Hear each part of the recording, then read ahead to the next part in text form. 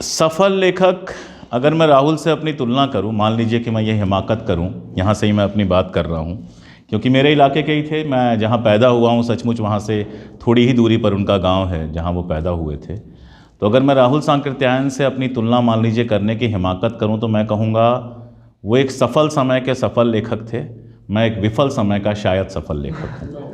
अच्छा। तो ये सफलता जो है ये निजी तौर पे खुशी देती है। मैं कोई महान बनने की वो बात नहीं कर रहा हूँ। आपकी किताबें बिकती हैं, आपको लोग पढ़ते हैं, जानते हैं, तो अच्छा लगता है।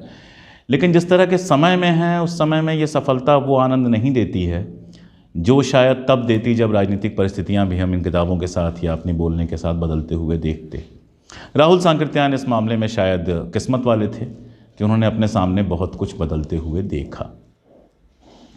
मेरे पास राहुल सांकृत्यायन पर बोलने के दो तरीके हो सकते हैं। या तो मैं उनकी जीवन यात्रा सुनाऊं, तो मुझे लगता है बहुत बोरिंग तरीका होगा। जीवन यात्रा तो अपनी लगभग 2000 पन्नों में वो खुद लिख गए हैं, जो पाठक हो एक एक दिन की उनकी डायरी पढ़ सकता है।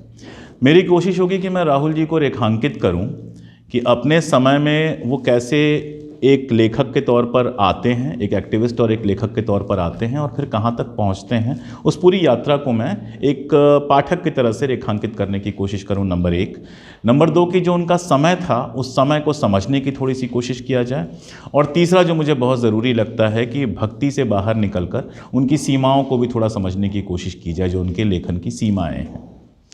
एक चीज़, जब हम उनको यात्री कहते हैं तो सिर्फ भौतिक यात्री वो नहीं थे। सिर्फ ये नहीं था कि दुनिया के 40 से अधिक देशों में उन्होंने भ्रमण किया था, और तिब्बत जैसी जगह पर जहाँ जाना लगभग असंभव था, उस ज़माने में बहुत ही मुश्किल हुआ करता था, वहाँ पर 4 बार वो गए। और जिस तरह की यात्राएं की, रास्ते बदल बदल के जिस तरह से यात्राएं की, वो अद्भुत था। एक यात्रा करके और एक खोज से भी वो अमर हो सकते थे, लेकिन 4 बार वो गए। सिर्फ इस रूप में भौतिक यात्री मैं उन्हें नहीं मानता। मानसिक यात्रा जो उनकी है, जिसमें एक ब्राह्मण परिवार में वो पैदा होते हैं, उसके बाद एक मठ तक वो पहुँचते हैं, फिर वो आर्य समाज में शामिल होते हैं, फिर वो बुद्धिस्ट होते हैं। और दरअसल बुद्धिस्ट और वामपंथी दोनों वो एक साथ हो रहे थे। और मुझे हमेशा लगता है कि अकेले अकेले ना तो वो केवल बुद्धिस्ट हो पाए, ना अकेले अकेले वो वामपंथी हो पाए। ये सारी यात्राएं उनके भीतर कहीं साथ साथ चल रही थी।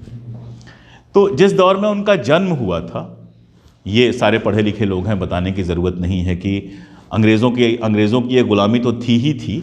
समाज जिस तरह का हमारा पिछड़ा हुआ था, आज भी कोई बहुत आगे नहीं चला गया है, लेकिन वो दौर तो एक ऐसा था जिस समय बेहद पिछड़ा हुआ समाज था। और उस बेहद पिछड़े हुए समाज के एक बेहद पिछड़े हुए शहर आजमगढ़ से काफ़ी दूरी पर एक बेहद पिछड़े हुए गांव कनैला में उनका जन्म हुआ। और अगर उनका आप पारिवारिक स्ट्रक्चर देखेंगे तो परिवार बहुत सिंपल सा परिवार था, गरीब परिवार नहीं था, किसानों का परिवार था। मैं उनके गांव गया तो अभी भी जो उनका घर है देख के लगता है किसी ज़माने में हवेली रहा होगा। तो अच्छी खासी खेती थी, लेकिन खेती के अलावा शिक्षा जैसी कोई चीज़ बहुत घर में नहीं थी। और इनके नाना जो थे वो बड़े यात्री रहे। यात्री क्या रहे थे? भाग गए थे घर से, और घर से भाग के किसी की सेना में भर्ती हो गए थे। तो काफ़ी कुछ उन्होंने देखा था। बेटा नहीं था उनका कोई। तो बड़ी बेटी जो उनकी थी वो राहुल सांकृत्यायन की माँ थी।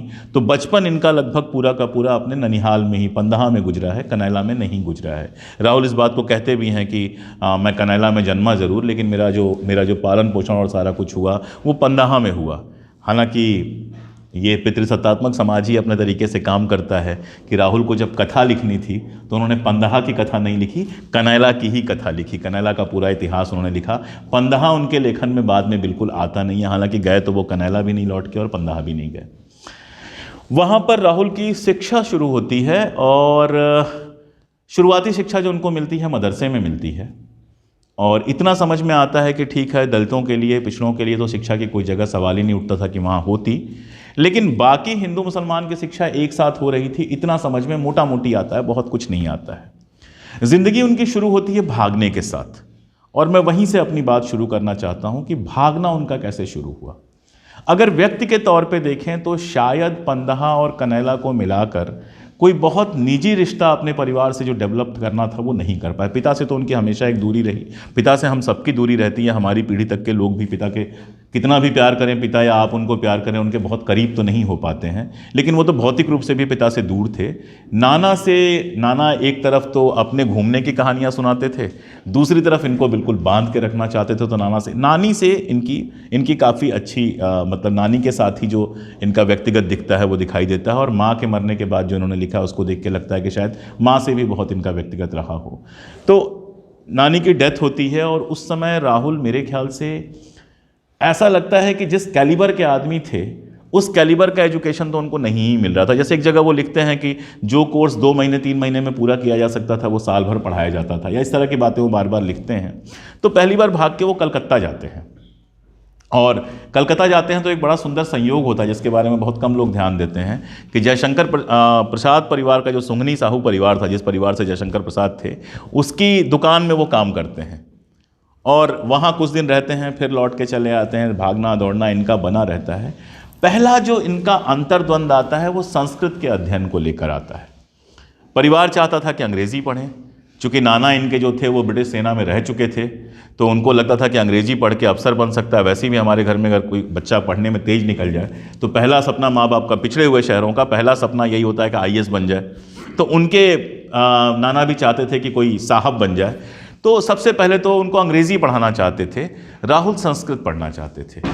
वो क्या रुचि थी उनकी, उस पर हम लोग आगे बात करेंगे, क्या वजह हो सकती है। लेकिन काफ़ी आध्यात्मिक टाइप के उस समय तक हो गए थे, साधु की तरह रहते थे और संस्कृत पढ़ना चाहते थे।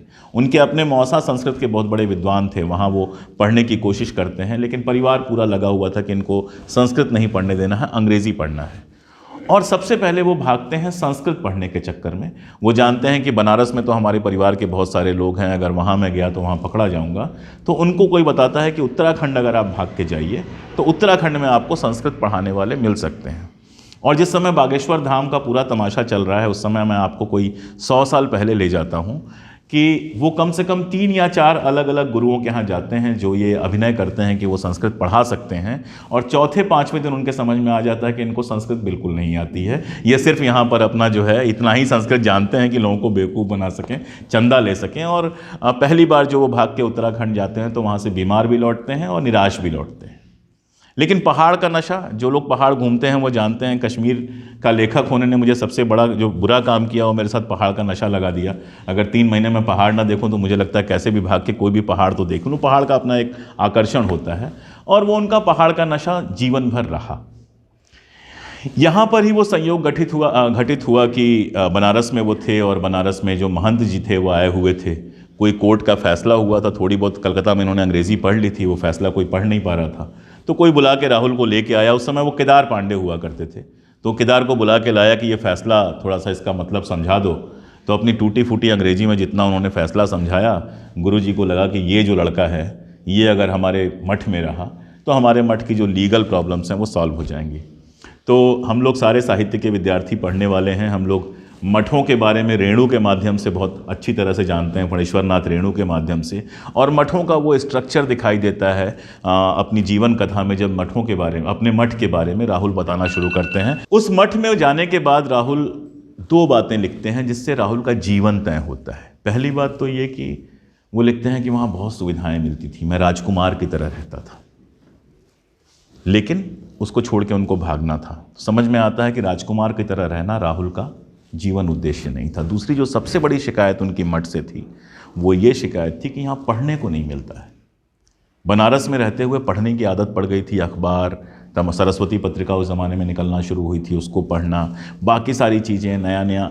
तो पढ़ने को लेकर जो उनका एक पागलपन था वो उनको कहीं एक जगह टिकने नहीं दे सकता था। इसीलिए बनारस से वो भागते हैं तो कहाँ जाते हैं, सीधे तिरुमिशी मठ जाते हैं, साउथ, क्योंकि संस्कृत पढ़ना था उनको। और उस मठ में भी यही स्थिति थी कि पढ़ना लिखना पंडित का काम, साधु को क्या ज्ञान से काम, इस तरह का है, मैंने अपनी किताब में कोट किया है। वो वहाँ नारा गाया था कि साधु ज़्यादा पढ़ लिख के क्या करेगा, साधु का काम था जी भर के खाना, और जो मठ के मुकदमे थे उन मुकदमों को देखना, मठ के लिए अपना लाठी चलाना और बाकी सारा जो कुछ होता है। तो वहाँ से भाग के तिरुमिशी जाते हैं और वहाँ से संस्कृत का अध्ययन राहुल का शुरू होता है। और इस बात में तो कोई दो राय हो ही नहीं सकता है कि अपने समय में संस्कृत के जो सबसे बड़े विद्वान हो सकते थे उनमें से राहुल एक थे। जो राहुल के नाम के आगे महापंडित लगा है, शायद आप सब लोगों को पता ही होगा कि बनारस के संस्कृत के विद्वानों ने उनको महापंडित की ये उपाधि दी थी। और आप अगर उनके जीवन यात्रा पढ़ेंगे तो आपको ये मिलेगा कि जिस समय उपाधि मिली है उसमें उन्होंने जिक्र नहीं किया है, बाद में किसी प्रसंग में ऐसे ही जिक्र कर दिया है कि बनारस के पंडितों ने मुझे महापंडित की उपाधि दी थी। और आज हम सब उनको महापंडित राहुल सांकृत्यायन कहते हैं, लेकिन उन्होंने कभी अपने नाम के आगे महापंडित का कभी उपयोग नहीं किया है। खुद तो मैंने मतलब जितना उनका पढ़ा है, कहीं उन्होंने महापंडित का उपयोग नहीं किया है। संस्कृत का ज्ञान उन्होंने प्राप्त कर लिया, अब आगे और पढ़ाई करनी थी। घर वाले पैसा देने को तैयार नहीं थे और अपने पास इतना पैसा था नहीं। कोशिश की कि सरस्वती में प्रूफ रीडर का नौकरी मिल जाए, लेकिन जब वो पहुँचे उससे पहले ही किसी को नौकरी मिल चुकी थी। और यहाँ उनको मिला आर्य समाज, जहाँ उनको ये पता चला कि आर्य समाज के स्कूल में रहते हुए हम पढ़ भी सकते हैं और वहाँ से जो छात्रवृत्ति मिलेगी हमारा काम भी चलेगा। यानी आर्य समाज में जो उनका प्रवेश होता है वो किसी वैचारिक कारण से नहीं होता है। आर्य समाज विद्यालय में चूँकि आगरा के आर्य समाज विद्यालय में चूँकि पढ़ने की मुफ्त सुविधा थी, हॉस्टल्स थे और उनको कुछ छात्रवृत्ति मिल जानी थी, इसीलिए जब उनसे पूछा गया कि तुम आर्य समाज में के स्कूल में पढ़ने के बाद आर्य समाज का प्रचार करोगे, तो बिना सोचे उन्होंने कह दिया हाँ, जबकि अब तक उन्होंने ऐसा कोई फैसला किया ना उनको ये पता था आर्य समाज होता क्या है। लेकिन आर्य समाज के भीतर जब राहुल जाते हैं तो हमें पहली बार एक इंटेलेक्चुअल बेंट के राहुल का दर्शन होता है। राहुल लगातार आर्य समाज में, जैसे होता है ना, जो एक्टिव आदमी होता है वो जहाँ जाएगा वहाँ एक्टिव हो जाएगा। वो शाखा में जाएगा तो सबसे बड़ा शाखा वाला बन जाएगा, अगर हमारी तरफ चला आया तो सबसे बड़ा कम्युनिस्ट बन जाएगा। तो राहुल उस तरह के एक्टिव थे। एक बार जब आर्य समाज में घुस गए वो, और उसने जो उनका मेंटल शेपिंग की, उस पर मैं आगे बात करूंगा, इसलिए ये बात मैं थोड़ा सा रेखांकित करके कहना चाहता हूं कि आर्य समाज का उनके शुरुआती मानस पर बहुत गहरा असर पड़ा, आरंभिक मानस पे। आर्य समाज उस समय जिस दौर में था, जो लोग आर्य समाज के इतिहास से परिचित हैं, स्वामी दयानंद के बाद, एक पता नहीं ये घटना आप लोगों को पता है कि नहीं, कि स्वामी दयानंद ने जो पहली आर्य समाज वाली किताब का नाम क्या है, जो सत्यार्थ प्रकाश, जो पहला सत्यार्थ प्रकाश लिखा है, उसमें नानक की बड़ी आलोचना थी। ये कहा गया कि गुरु नानक जो है वो वेदों को जानते नहीं थे, वेदों को पढ़े नहीं थे, तो सिख धर्म जो है वो पूरी तरह से गैर वैदिक धर्म है, और काफ़ी आलोचना की गई थी। अब आप भी जानते हैं कि किताब पढ़ के तो हमारे यहाँ सम्मान मिलता नहीं है, जब आप बड़े हो जाते हैं तो आपको सम्मान मिलता है, चाहे किताब किसी ने पढ़ा हो ना पढ़ा हो। तो दयानंद जी को पंजाब में बुलाया गया भाषण देने के लिए। पंजाब में उनके भाषण बड़े सफल हुए, और अभी 2-3 भाषण हुए थे कि किसी पढ़े लिखे ने सवाल उठा दिया कि इन्होंने तो सत्यार्थ प्रकाश में गुरु नानक की आलोचना की है। और मैं बताऊं आपको, वहाँ बाकायदा मुकदमा किया गया आर्य समाज के ऊपर, और उस मुकदमे में आर्य समाज के प्रतिनिधि के रूप में सरदार भगत सिंह के बाबा शामिल हुए थे। वो पहले आर्य समाजी, शुरुआती आर्य समाजी थे, जिनको दयानंद जी ने आर्य समाजी बनाया था। तो दयानंद ने वहाँ पर टिप्पणी की और बाकायदा कहा कि ये मुझसे गलती हुई है, मैं सिख धर्म को नहीं जानता था, अब मुझे सिख धर्म के बारे में पता हुआ है, और मैं सत्यार्थ प्रकाश के अगले जो उसका अगला संस्करण आएगा उसमें से इस तरह की चीज़ें हटा दूंगा। लेकिन उसी बीच में दयानंद जी की मृत्यु हो गई, और उसके बाद आर्य समाज उन लोगों के हाथ में आता है जो बेहद कट्टर और एकदम भी रैशनल सोचने वाले लोग नहीं थे, जिन्होंने आर्य समाज का जो पूरा का पूरा स्ट्रक्चर था उसको हिंदू मुस्लिम जो उस समय अंतर्विरोध चल रहा था उसमें इस्तेमाल किया।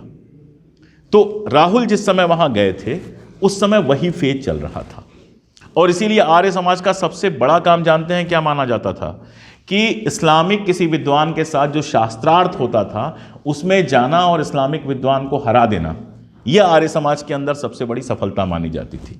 राहुल चूंकि संस्कृत बहुत अच्छी जानते थे, प्रखर थे, तो राहुल को इस काम में भेजा जाना शुरू किया, और बड़े गर्व से वो करते हैं कि एक तरफ एक ऐसा धर्म था जो अपनी पुरानी रूढ़ियाँ तोड़ के आया था, सामने वो धर्म था जो अपने 1400 साल की जो है के बोझ के तले दबा हुआ था, तो वो कहाँ तक हमसे जीत पाते। मैं अभी राहुल के ऊपर कोई आरोप नहीं लगा रहा हूँ, लगाऊंगा, मैं छोड़ूंगा नहीं उसके बिना, लेकिन अभी मैं फिलहाल आरोप नहीं लगा रहा हूँ। लेकिन ये था उनके मानस के बनने का दौर। इसी दौर में वो बौद्ध धर्म के प्रति आकर्षित होते हैं, नया नया उनका बौद्ध धर्म में परिचय हुआ, और आर्य समाज से जो उनकी दिक्कत हुई वो बड़ी मजेदार थी।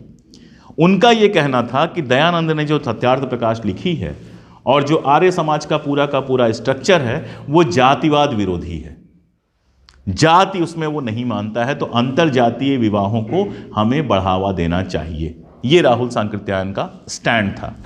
लेकिन आर्य समाज के अंदर लोग थ्योरी में तो मानते थे कि जाति को नहीं मानना चाहिए, लेकिन आप भी जानते हैं कि थ्योरी में ये मानना कि जाति को हम नहीं मानते हैं और जीवन में ये मानना कि हम जाति को नहीं मानते हैं, दो अलग अलग चीज़ थी। तो राहुल सांकृत्यायन के ऊपर आरोप लगाया गया ये तो भ्रष्ट ब्राह्मण है, ब्राह्मण कुल कलंक है, जो ये कह रहा है कि दलितों के साथ सहभोज तक तो ठीक है, वो तो हम करने को तैयार थे, लेकिन जो दलितों और ब्राह्मणों के बीच में शादी की बात कर रहा है तो ये तो कुल कलंक है। और राहुल तीखी उनसे बहस करते हैं। उस समय आर्य समाज का सबसे बड़ा जो केंद्र था वो लाहौर था। लाहौर हर चीज़ का उस ज़माने में सबसे बड़ा केंद्र था। व्यापार को अगर आप छोड़ दें तो साहित्य, संस्कृति, कला और सबसे ज़्यादा प्रिंटिंग प्रेस लाहौर में थे। कम्युनिस्टों का सबसे बड़ा संगठन लाहौर में था। आर्य समाज लाहौर में था। लाहौर एक ऐसी जगह थी जो भारत की एक तरह से आप कह सकते हैं उस ज़माने में कल्चरल कैपिटल थी, जहाँ से चीज़ें तय होती थी। मैं कश्मीर पे लिखता पढ़ता हूँ तो कश्मीर में जो इस्लामिक टाइप के अखबार आते थे वो भी लाहौर से आते थे, और जो हिंदू वाले अखबार आते थे वो भी लाहौर से छप के आते थे, क्योंकि कश्मीर में अखबार छपने की आज़ादी नहीं थी। तो लाहौर पहुंचते हैं। लाहौर में लंबा समय गुजारा, 3-4 साल राहुल सांकृत्यायन ने गुजारा वहाँ पर। आर्य समाज से जुड़े भी रहे और अपनी शिक्षा के लिए भी गए। हालांकि शास्त्री की जो परीक्षा पास करना चाहते थे कभी पास वो नहीं कर पाए। अगर डिग्री के तौर पे देखेंगे तो 12वीं पास से ज़्यादा की डिग्री उनके पास कभी रही नहीं। तो वहाँ पे जो इनका पहला अंतर्विरोध शुरू हुआ वो जाति के सवाल पर अंतर्विरोध शुरू हुआ। और ये एक ऐसा सवाल है कि अचेतन तौर पर कुछ हुआ हो तो मैं नहीं कह सकता, क्योंकि कोई भी व्यक्ति जो तथाकथित सवर्ण जाति में पैदा होता है उसके लिए पक्के तौर पे ये कह पाना कि अचेतन तौर पे भी वो जाति से मुक्त हो गया है, ये बहुत मुश्किल काम होता है, चाहे वो अशोक कुमार पांडे हो, चाहे राहुल सांकृत्यायन हो, चाहे कोई भी हो। लेकिन सचेतन तौर पर जाति का विरोध राहुल सांकृत्यायन के एजेंडे में पूरे जीवन भर रहा, चाहे वो कांग्रेस में रहे, चाहे कम्युनिस्ट पार्टी में रहे, चाहे वो आर्य समाज के अंदर रहे। और जाति का वो सवाल था जिस सवाल पर आर्य समाज से उनकी दूरी शुरू होती है। ये कहने के पीछे एक और बात मैं कहना चाहता हूं कि सांप्रदायिकता के सवाल पर आर्य समाज से उनकी दूरी नहीं होती है। उनकी दूरी जो होती है वो जाति के सवाल पर होती है। उस समय बौद्ध धर्म से उनका जस्ट परिचय हुआ था, लेकिन उनको कुछ अच्छा लगने लगा था। और बौद्ध धर्म में भी जो पहली चीज़ उनको सबसे अच्छी लगी थी वो यही लगी थी कि जाति के सवाल पर बौद्ध धर्म जो है वो बहुत क्लियर है, वो जाति पाति को बुद्ध नहीं मानते थे। लेकिन पुनर्जन्म के सिद्धांत को लेकर राहुल अभी तक पशोपेश में थे। सबसे अंत में पुनर्जन्म के सिद्धांत को वो छोड़ पाए हैं। वो लिखते हैं एक जगह कि बाकी सब तो मैं स्वीकार कर लेता हूँ, लेकिन पुनर्जन्म को लेकर मैं अभी भी ऊहापोह में था। और बौद्ध बनने की भी जो उनकी कहानी है वो बौद्ध बनने की उतनी कहानी नहीं है जितना ज्ञान के प्यास की कहानी है। इसके साथ एक और चीज़ अगर हम जोड़ देंगे तो और ये समझ में आएगी। वहाँ जाने से पहले बहुत सारी घटनाएं हैं, मैंने जस्ट उस यात्रा को देखने के लिए किया। कि लाहौर में थे तो आपको समझ में आया होगा, जब लाहौर में राहुल सांकृत्यायन थे तो क्रांतिकारी संगठन भी बन चुके थे। और अगर आप देखेंगे तो चाहे वो नौजवान भारत सभा हो, चाहे वो HSRA हो, उसका जो लाहौर चैप्टर था वो तो आर्य समाज से ही आता था। नौजवान भारत सभा के बारे में आप लोग जानते हैं कि नेशनल कॉलेज जो लाहौर में खुला था उसी के सारे विद्यार्थी थे, उसी के भगत सिंह भी थे, भगवती चरण वोहरा भी थे, सारे लोग थे जिन लोगों ने क्या कहते हैं HSRA बनाई थी। तो एक बात तो दिमाग में आ सकती है कि राहुल सांकृत्यायन वहाँ रहते हुए नौजवान भारत सभा से क्यों नहीं जुड़े। इस बात को बहुत क्लियर करते हैं, वो और पढ़ लेना चाहते थे। अपनी पढ़ाई को लेकर वो कोई समझौता नहीं करना चाहते थे। पढ़ाई वो पूरी तौर पे मुकम्मल करना चाहते थे कि मैं पढ़ाई ठीक से कर लूँ। इसीलिए वो कहते हैं कि 1917 में क्रांति हो चुकी थी रूस में, उसकी खबरें आने लगी थी। उन खबरों को सुन के मुझे ऐसा लगता था कि वामपंथी एक रास्ता है जिस रास्ते पर जो सही रास्ता है। बुद्धिज्म से पहले परिचय उनका वामपंथ से हुआ था। बुद्धिज्म वामपंथ सही रास्ता है।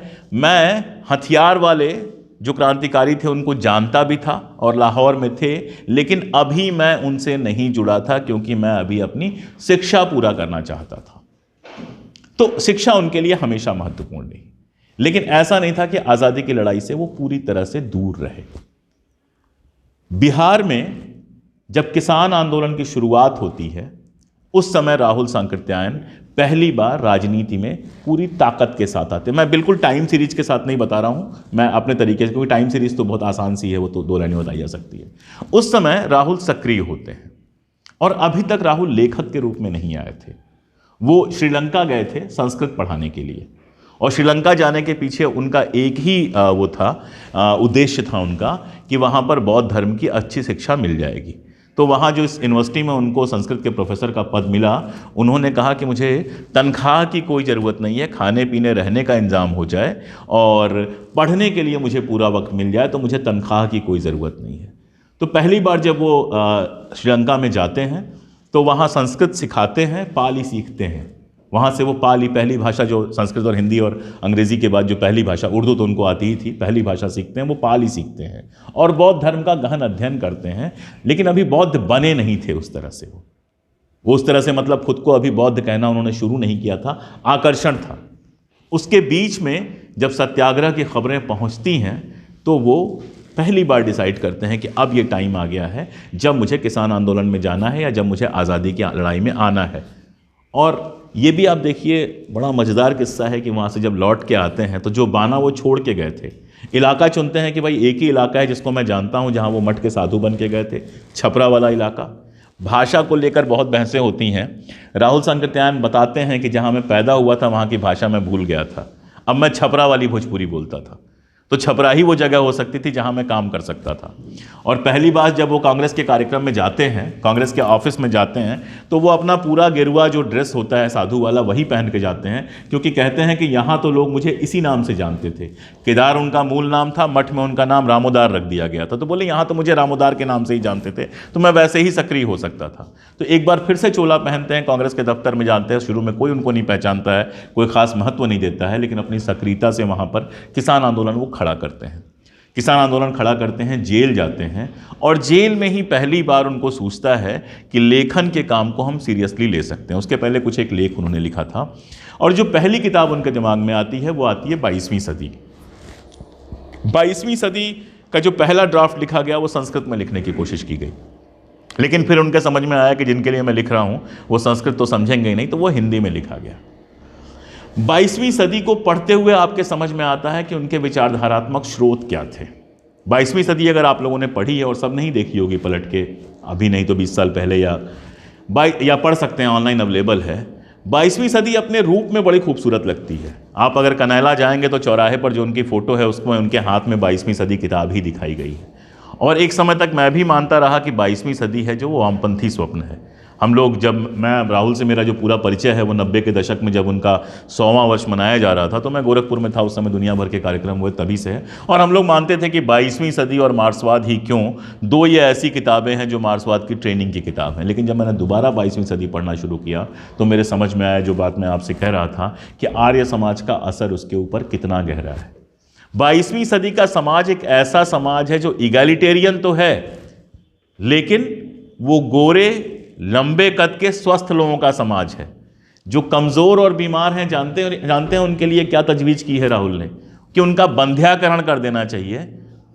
वो बंध्याकरण कर देना चाहिए ताकि मनुष्य की नस्ल खराब ना हो। इसमें सिर्फ वैसे ही लोग पैदा हों जो गोरे हों, लंबे हों और मजबूत हों। जानवरों के लिए उनकी तजवीज़ है कि जानवरों की इस दुनिया में कोई ज़रूरत नहीं है।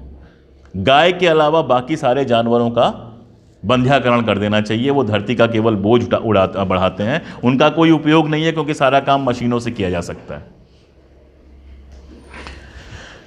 इसके अलावा बाकी सारी चीज़ें आप देखेंगे तो थोड़ा सा और आश्चर्य होता है। जैसे 22वीं सदी में एक विश्व भाषा बन गई है। वो विश्व भाषा जो है, एस्पेरांटो एक भाषा होती है जिसको बनाया था नॉर्वे के एक डॉक्टर, नॉर्वे या कहीं कहीं के एक डॉक्टर ने बनाया था, और जो बहुत प्रचलित नहीं हुई, लेकिन उसको कहा जाता है कि दुनिया की सारी भाषाओं को लेके बनाया गया। तो एस्पेरांटो को वो विश्व भाषा की तरह देखते हैं। लेकिन जो लाइब्रेरी है उसमें हिंदी की किताबें हैं, संस्कृत की किताबें हैं, अंग्रेज़ी की किताबें हैं, उर्दू की कोई किताब नहीं है, फारसी की कोई किताब उसमें नहीं है। और यही नहीं, जो दुनिया की सरकार है, जो वर्ल्ड गवर्नमेंट बनी है, उसमें यूरोप के लोग हैं, इंडिया के लोग हैं, लेकिन पूरा मिडिल ईस्ट कहीं नहीं है, एक मुस्लिम उसमें नहीं है।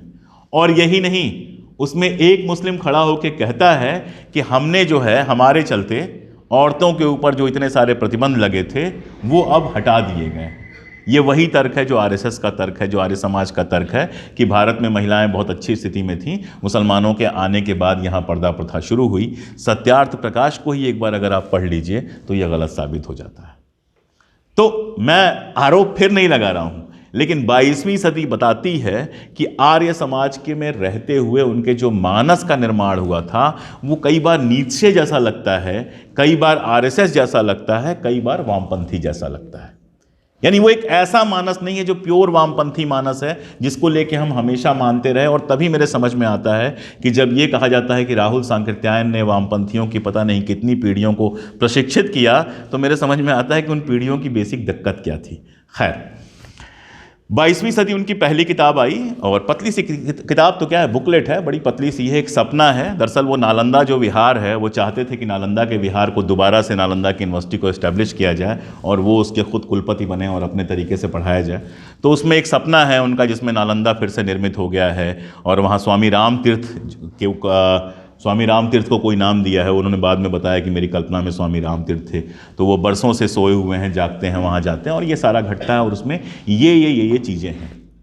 ये आप समझ सकते हैं कि इगैलिटेरियनिज्म जो है, या समाजवाद या बराबरी का जो मामला है, वो इतना सीधा मामला नहीं है।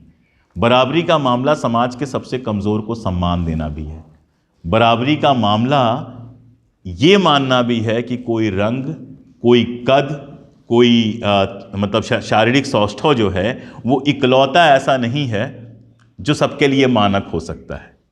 दुनिया में नाटे लोग भी होंगे, दुबले लोग भी होंगे, मोटे लोग भी होंगे, काले लोग भी होंगे, और यही जो विविधता है यही दुनिया को खूबसूरत बनाती है। और कम से कम जितना वामपंथ मैंने पढ़ा है, और बाद में राहुल जी ने भी बहुत पढ़ा होगा, वो वामपंथ तो कम से कम ऐसे किसी समाज की कल्पना नहीं करता है जहाँ सारे गोरे चिट्टे मोटे चौड़े और हट्टे कट्टे लोग होंगे। राहुल खुद बड़े खूबसूरत थे, बड़ी अच्छी हाइट थी, और कई बार उन्होंने इस बात को कहा है कि हमारे ख़ानदान में लंबे चौड़े मजबूत लोग हुए। तो ये एक गुण हो सकता है किसी के लिए, लेकिन वो सार्वजनिक गुण हो ये तो कतई आवश्यक नहीं है। तो यहाँ से राहुल के मानस की शुरुआत मेरे समझ में आई जब मैंने 22वीं सदी को पढ़ा। और यही वो दौर था जहां वो एक तरफ बुद्धिज़्म लगातार पढ़ रहे थे और दूसरी तरफ लगातार ये कह रहे थे कि वामपंथ इकलौती विचारधारा है जिससे मैं आकर्षित हो रहा था और मैं वामपंथी होना चाहता था। और वो कहते भी हैं कि उस समय तक वामपंथ के बारे में मेरी जो जानकारी थी वो 2-4 लेखों और काउटस्की की एक किताब के अलावा और कुछ नहीं थी।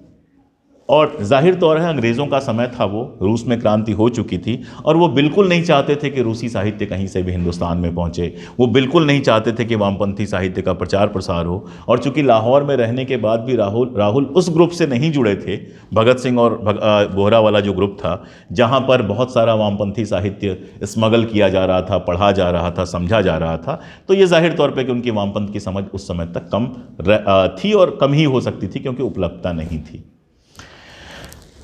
वहाँ पर रहते हुए, श्रीलंका में रहते हुए उनके समझ में आया कि तिब्बत में बुद्धिज़्म पर कुछ शानदार चीज़ें हो सकती हैं, और वो शुद्ध उनकी एकेडमिक तलाश थी।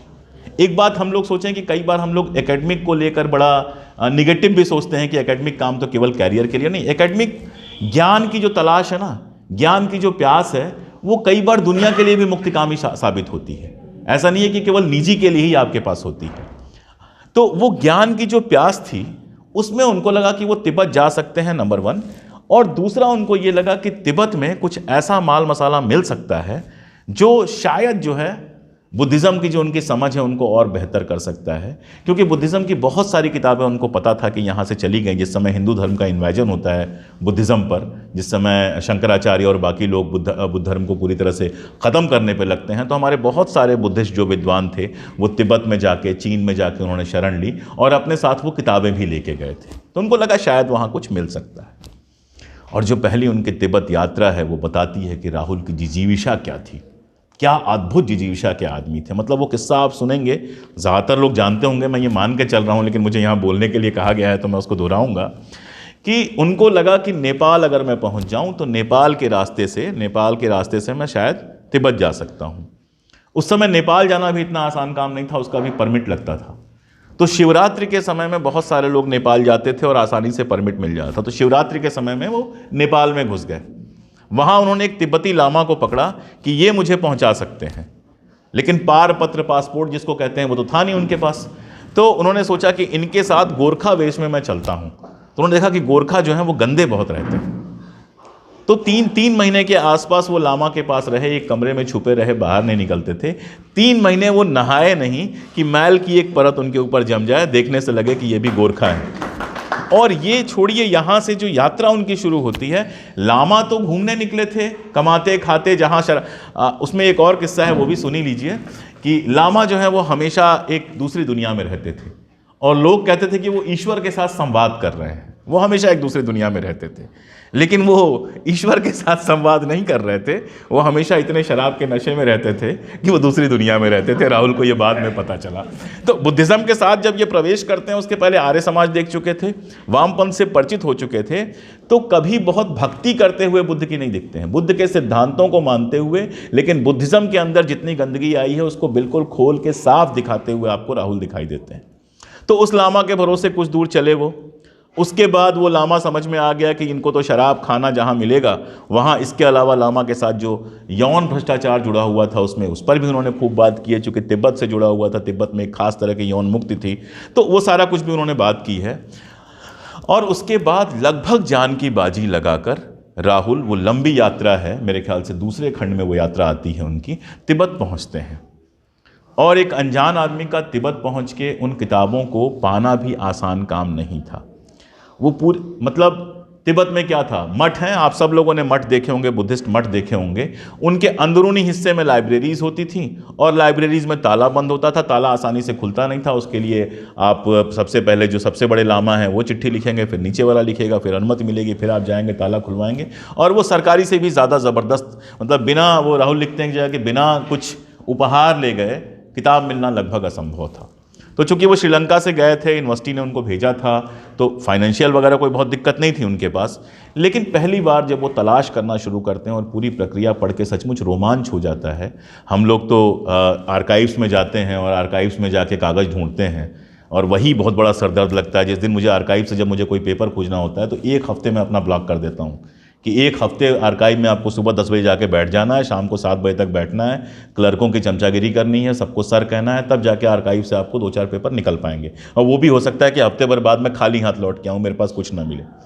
लेकिन एक आदमी तिब्बत में जाता है और तिब्बत का जो मौसम है वो बताने की आप लोगों को ज़रूरत नहीं है, वो सब आप लोग समझ सकते हैं। और वहाँ जाके वो किताबें ढूंढना शुरू करते हैं और पहली बार उनको कोई बहुत महत्वपूर्ण किताबें नहीं मिली थी, लेकिन 2 काम उन्होंने किए थे। एक तो संपर्क बना लिए थे, संपर्क ऐसी जगहों पे बहुत ज़रूरी होते हैं। और दूसरा उन्होंने क्या किया था कि स्थानीय भाषा उन्होंने बहुत अच्छी तरह से सीख ली थी। भोट भाषा यानी नेपाली जिसको कहते हैं, वो तो रास्ते में ही वो सीखते हुए गए थे। राहुल के भाषा सीखने का तरीका बहुत शानदार था। वो बच्चों को पकड़ते थे, क्योंकि जैसे मान लीजिए कि मैं किसी गुजराती से बात करता हूँ, मुझसे हिंदी में बात करने की कोशिश करेगा। वो जानता है कि मुझे हिंदी आती है, तो वो हिंदी में या गुजराती भी वो ऐसी बोलेगा कि मेरे समझ में आ जाए हिंदी के साथ मिला के। लेकिन गुजराती बच्चे से अगर आप बात करेंगे, उसको क्या पता गुजराती के अलावा दुनिया में कोई और भाषा होती है, तो वो तो आपसे गुजराती में ही बात करेगा। और इशारे बच्चे बहुत करते हैं। तो राहुल भाषाएं सीखने के लिए हमेशा बच्चों को पकड़ते थे। किसी एक छोटे बच्चे को पकड़ लेते थे और उससे घंटों घंटों बातें करते थे, खेलते थे उसके साथ, और उस तरह से भाषा का आरंभिक ज्ञान मिल जाता था। उसके बाद वो किताबें पढ़ना सीधे शुरू कर देते थे। तो भोट भाषा तो उन्होंने सीख ली थी, तिब्बती भाषा वहाँ पर जाकर सीखी और वहाँ से उन्होंने जो है पहली किताबें इकट्ठा करना शुरू की। और उसके बाद उनको तिब्बत का नशा चढ़ता है। लेकिन जब लौट के आए तो एक और मज़ेदार घटना हुई, जो मैं नहीं बताऊँगा तो मज़ा नहीं आएगा, उससे कोई बहुत मिलेगा नहीं चीज़। उनको इंग्लैंड भेजा गया। इंग्लैंड भेजा गया बौद्ध धर्म के प्रचार के लिए। दरअसल उनको नहीं भेजा गया, भदंत आनंद कौशल्यायन को जाना था। तो भदंत जो थे आनंद कौशल्यायन, उन्होंने कहा कि यार अकेले मैं वहाँ क्या करूँगा, तुम साथ चलो। तो घुमक्कड़ तो थे ही, लंदन जाने को मिल रहा था, निकल पड़े साथ में। जब वहाँ निकले तो पहले ही दिन अखबार वालों ने उनको घेर लिया, क्योंकि तिब्बत से होके आए थे और तिब्बत से होके आना उस ज़माने में बहुत बड़ी बात थी। अब राहुल जी को जितनी अंग्रेज़ी आती थी और ठीक ठाक आती थी, उसमें उन्होंने बताया तिब्बत के अपने अनुभव। उसके बाद राहुल जी अपनी डायरी में लिखते हैं, जो ये इनकी मेरी जीवन यात्रा है, कि काले को सफ़ेद बनाना, एक को 100 बनाना और झूठ को बहुत बड़ा बनाना, अंग्रेजी के अखबार जो हैं इस मामले में हमारे हिंदी के अखबारों से बहुत आगे हैं। हुआ क्या था कि राहुल जी के बारे में छपा था कि राहुल ये ऐसे बौद्ध सन्यासी हैं जो तिब्बत गए और तिब्बत में इनके सामने शेर आ गया और उन्होंने बुद्धिस्ट मंत्र पढ़ा और शेर गायब हो गया। और उसके बाद राहुल जी कहते हैं कि तिब्बत में और कुछ भी होता हो, शेर तो कम से कम नहीं होता है। तो अखबारों को लेके जो हम लोग बहुत चिंतित होते हैं, तो अखबार तब भी वैसे ही थे। लेकिन ब्रिटेन में घूमते हुए उनको एक नया शौक चढ़ा, नया चस्का चढ़ा, और वो था मध्य पूर्व के इतिहास के बारे में जानने का। जो मध्य पूर्व का ही है ना, हाँ, मध्य पूर्व के इतिहास, मध्य पूर्व मिडिल ईस्ट है, नहीं उनकी इतिहास पर जिस किताब पर उनको साहित्य अकेडमी मिली है, क्या नाम है उसका? एक सेकंड में देख लूँ, उमर का सर और भाई साहब नाम भूल रहा हूँ, बस एक सेकंड। मध्य एशिया का इतिहास देखने के लिए, मध्य एशिया का इतिहास जिस पर उनको साहित्य अकेडमी मिली है, तो वहाँ उनको पहला इंटरेस्ट जगता है कि मध्य एशिया के इतिहास को थोड़ा समझा जाए, और दूसरा ये कि जिस रूस के बारे में एक बिल्कुल उनके सामने, जैसे आपके मन में बनारस का भाव होता है, किसी का काबा का भाव होता है, वैसे रूस का भाव था कि एक बार रूस की धरती का दर्शन तो कम से कम मैं कर लूँ। और वो पहली बार रूस के लिए वीज़ा की कोशिश करना शुरू करते हैं। बहुत मुश्किल से बाद में वीज़ा मिलता है, उसकी कहानी आएगी, सारा कुछ होगा। लेकिन इस समय उनके मन में एक दुविधा लगातार चल रही थी। एक तो कांग्रेस की राजनीति को लेकर कि कांग्रेस की राजनीति की जाए आज़ादी की लड़ाई में, और दूसरा ज्ञान को लेकर। लेकिन मुझे जो समझ में आता है कि वो पूरी तरह से पॉलिटिकल कभी नहीं हो पाए। जब पॉलिटिकल हुए तो ज़बरदस्त पॉलिटिकल हुए, सर फुड़वाया, जेल में गए, सारा कुछ किया। लेकिन पॉलिटिक्स से उनका मन बड़ी जल्दी ऊब जाता था। कई सारे विद्वानों ने इसको कांग्रेस से मोह भंग के रूप में देखा है, लेकिन मैंने देखा हर पॉलिटिक्स से उनका मोह भंग होता है। वो भले इस बात को कहते रहे कि मैं जीवन भर वामपंथी रहा, लेकिन 1947-48 के बाद कम्युनिस्ट पार्टी में उनकी कोई खास सक्रियता आप देखते नहीं है। वो कम्युनिस्ट पार्टी के मेंबर हो गए, पार्टी से निकाला गया, बाद में मेंबर हो गए, लेकिन कोई खास इंटरेस्ट वो नहीं लेते। यहाँ तक कि केरला में जब पहली सरकार बनती है, उनको मुख्य वक्ता के रूप में बुलाया जाता है, वो नहीं जाते हैं, कोई पॉलिटिकल एक्टिविटी में नहीं है। जहां उनका मन लगता था वो थी एकेडमिया, वो थी लिखने पढ़ने की दुनिया। शिक्षा की जहां बात हो, राहुल कहीं भी भाग के जा सकते थे, उसके लिए वो कोई भी कष्ट उठा सकते थे। इसका मतलब ये नहीं कि पॉलिटिक्स में उन्होंने कष्ट नहीं उठाया। दूसरे दौर में जो उनकी गिरफ्तारी है, जिस पर मैं बात करूंगा, वो बहुत देवली कैंप में जिस तरह से उन लोगों को रखा गया था, बहुत भयानक वो गिरफ्तारी थी और बहुत कष्ट झेला उन्होंने। लेकिन वहां से निकलने के बाद उनको तुरंत फिर समझ में आया कि नहीं, पॉलिटिक्स मेरे बस की बात नहीं है, निकल लो यहाँ से। ऐसे ही कांग्रेस की राजनीति जब उन्होंने की तो बहुत ज़बरदस्त राजनीति की, चुनावी राजनीति भी की। खुद चुनाव नहीं लड़ा, चुनाव लड़वाया, जेल में गए, सब कुछ हुआ। किसान आंदोलन में बेहद सक्रिय रहे। वही दौर था जब उन्होंने भोजपुरी गाने भी लिखे, भोजपुरी नाटक भी लिखे। सभाओं में कहा जाता है कि वो भोजपुरी में भाषण देते थे, और वो इतना अद्भुत भाषण होता था कि गाँव जवार के लोग ज़बरदस्त इकट्ठा होते थे।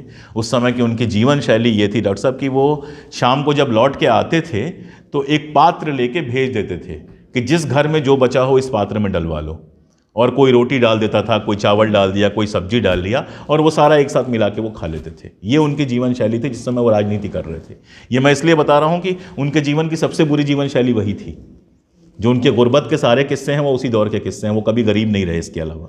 लेकिन राजनीति के लिए वो सारा कुछ उन्होंने किया। गांधी को लेकर एक आलोचनात्मक दृष्टि उनकी रही, गांधी से वो कभी बहुत संतुष्ट नहीं रहे। लेकिन मजेदार बात यह है कि सशस्त्र आंदोलन की इतनी सारी बात करने के बावजूद आज़ादी के पूरे दौर में उन्होंने खुद कभी हथियार नहीं उठाया। वो हमेशा कहते हैं कि मैं अहिंसा की मुखालिफत करता रहा, मैं हिंसा के पक्ष में रहा, लेकिन खुद न कभी किसी हिंसक आंदोलन में शामिल हुए। मैंने बताया नौजवान भारत सभा में वो शामिल नहीं हुए, और उसके बाद भी कभी उन्होंने बंदूक नहीं उठाई। जहां बंदूकें उठती हैं उसके लिए तालियां बहुत बजाते हैं, लेकिन उन्होंने बंदूक कभी नहीं उठाई। और आगे और भी बात करेंगे, गांधी और राहुल पर थोड़ी सी बात करेंगे। लेकिन गांधी को लेकर उस समय के नेताओं में जिस तरह का सम्मान का भाव दिखता है, कांग्रेस में रहते हुए गांधी को लेकर उनके मन में वो सम्मान का भाव नहीं रहा। इसी बीच एक घटना घटी, उस घटना को मैं इसलिए बता रहा हूँ कि आगे वो बहुत काम आएगी। एक बार वो इलाहाबाद में थे और कुछ लोग, ये 2-3 लोग जवाहरलाल नेहरू से मिलना चाहते थे। तो ये सूची भेजी गई कि फला फला लोग मिलना चाहते हैं। विजया लक्ष्मी पंडित जी थी, वो देख रही थी ये सूची कि कौन कौन मिलेगा। तो उन्होंने 2 लोगों के नाम काट दिए, और जो लोग राजनीति में हैं वो जानते हैं कि नाम ऐसे ही काट दिए जाते हैं कि भाई 5 मिनट का टाइम है, इसमें 5 लोग कहाँ मिलेंगे, 2 लोग मिलेंगे। निश्चित रूप से विजयलक्ष्मी जी ये नहीं जानती होंगी कि ये राहुल सांकृत्यायन कौन है या रामोदार कौन है, तो उनका नाम काट दिया गया। राहुल जी को बुरा लग गया। राहुल जी को बुरा बहुत जल्द लगता था, बहुत जल्द बुरा लगता था, और जिससे बुरा लग जाता उससे बुरा लग जाता था। वो दिन है और राहुल की मृत्यु का दिन है। जवाहरलाल नेहरू के लिए कोई अच्छी बात आप नहीं सुन सकते। जैसे पंजाब को लेकर आज़ादी के बाद वो बड़ी तारीफ करते हैं कि यहाँ जिस तरह की खेती हो रही है, पंजाब से वो बड़ा ऑब्सेस्ड रहते थे। गोरे लंबे लोग, स्वस्थ लोग, और महिलाएं तो उनको खासतौर पर स्वस्थ जो थी बहुत आकर्षित करती थी। ये मतलब मजेदार है, आगे बात करेंगे इस पर। तो पंजाब को लेकर वो बेहद आसक्त रहते थे। तो पंजाब की वो पूरी तारीफ करते हैं, भाखड़ा नांगल बांध का नाम लेते हैं, सब कुछ लेते हैं, लेकिन नेहरू का नाम गलती से नहीं लेते हैं। गलती से भी एक जगह नहीं लिखते हैं कि नेहरू की वजह से ये सारा हुआ है। और दुनिया में कोई प्रॉब्लम हो, चाहे उनके बाहर की नाली भी अगर चोक हो जाए, तो उसके लिए दोषी नेहरू हैं। भाषा के सवाल पर यह बहुत भयानक हो जाता है, मैं इस पर बात करूँगा। तो उस समय से वो रूस जाने के सपने देखना शुरू करते हैं। हालांकि तिब्बत, वो तीसरी यात्रा जो तिब्बत की होती है वो बेहद सफल यात्रा होती है, और तीसरी तिब्बत यात्रा के बाद उनको वो सारी किताबें मिलती हैं जिसकी वजह से सारी दुनिया में उनको प्रमाण वार्तिका उनको मिलती है, और प्रमाण वार्तिका की खोज पूरी दुनिया के लिए खबर थी। मतलब जहाँ भी बुद्धिज़्म की पढ़ाई होती थी, जहाँ भी बुद्धिज़्म को जानने वाले लोग थे, वहाँ राहुल सांकृत्यायन का नाम पहुँच गया। और मुझे ये बताने की ज़रूरत नहीं है कि राहुल सांकृत्यायन नाम बौद्ध होने के बाद उन्होंने अपने लिए चुना था, ये सब बहुत छोटी मोटी चीज़ें हैं। तो वहाँ तक राहुल सांकृत्यायन का नाम पहुँच गया, और उसी क्रम में रूस के एक बड़े विद्वान थे, इंडोलॉजिस्ट जिसको बोलते हैं, श्वेत चार्स्की। तो उन्होंने पत्र लिखा राहुल को तारीफ करते हुए, और पहली बार इनको आमंत्रण मिला रूस में आने का। इसके पहले एक बार ये सब सिंगापुर होते हुए गए थे, तो रूस से गुजरे जरूर थे, लेकिन रूस की धरती पे पैर नहीं रख पाए थे, वो उनको अनुमति नहीं मिली थी। स्वेचार्स्की ने पहली बार इनको बुलाया रूस जाने के लिए। लेकिन उसी समय राहुल जी वामपंथी पार्टी में शामिल हो गए थे, कम्युनिस्ट पार्टी में शामिल हो गए थे, और सेकेंड वर्ल्ड वार का दौर था। सेकेंड वर्ल्ड वार का जब दौर शुरू हुआ तो शुरुआत में सारे कम्युनिस्टों को, कांग्रेसियों से भी पहले जिनको गिरफ्तार किया गया वो कम्युनिस्ट थे, सारे कम्युनिस्टों को उठा लिया गया। इनको पहले कुछ दिन तक छपरा रखा गया, फिर राजस्थान के देवली में रखा गया। गर्मियों का दिन था, और राहुल बताते हैं कि एस्बेस्टस की टिन लगा के बनाया गया था, क्योंकि जेल तो कोई था नहीं, वो कैंप थी, तो कैंप में टिन लगा के इन लोगों का बनाया गया था। और बताते थे कि दिन में टेम्परेचर ऐसा लगता था कि जैसे 60 डिग्री के आसपास हो। आप समझ रहे हो, ग्वालियर वालों से बेहतर कौन समझेगा कि अगर मई जून में एस्बेस्टस की टिन के छत के नीचे हमको रहना पड़े तो क्या हालत हो जाएगी। तो इन सारे लोगों को उठा के गिरफ्तार किया गया। बाद में आप जानते हैं भारत छोड़ो आंदोलन शुरू हुआ, और कांग्रेसियों को भी गिरफ्तार किया गया। लेकिन राहुल सांकृत्यायन उन पहले लोगों में से हैं जो रूस के उस युद्ध में शामिल होते ही, नहीं, मुझसे एक गलती हो गई है, सॉरी, उसके पहले स्वेचार्स्की के बुलाने पे राहुल वहाँ जा चुके थे। राहुल रूस जा चुके थे, और वहाँ पर उनका लोला के साथ प्रेम हुआ, और लोला के साथ प्रेम होने पर उन लोगों ने शादी नहीं की। लेकिन रशियन जो नियम था उसमें यह था कि आप अगर किसी महिला के साथ एक घर में रहते हैं तो आप लोगों को पति पत्नी की तरह ही ट्रीट किया जाएगा। तो लोला के साथ ये रहे थे, और उसी समय लोला गर्भवती हुई थी, और ये लौट के इंडिया आए, और इंडिया आते ही ये गिरफ्तार हो गए। इंडिया आने के कुछ टाइम के बाद ही ये गिरफ्तार हुए। तो इतना हो चुका था। तो सेकेंड वर्ल्ड वार जब चल रहा था और देवली के कैंप में थे, तो दो टेंशन थी राहुल की। एक तो उनका नया परिवार, बेटा और पत्नी रूस में थे, और रूस उस समय सेकेंड वर्ल्ड वार में हिटलर के आक्रमण के चलते लगभग सीज जैसी स्थिति में था। तो एक तो वो चिंता लगातार थी कि लोला और ये कैसे होंगे। दूसरा, एक वामपंथी की तरह, एक इंटरनेशनलिस्ट की तरह ये सोचना कि अगर हिटलर जीत गया तो दुनिया का क्या होगा। ये टेंशन लगातार उनके लिखे में आपको, मतलब उस समय का जो उनका लिखा है, हालांकि राहुल ने अपने आप को बहुत कस के जीवन यात्रा लिखी है। पहला खंड बहुत खुला हुआ है, उसमें हंसी मजाक, किसी महिला से मिले, सुंदर लगी, वो सारा कुछ है।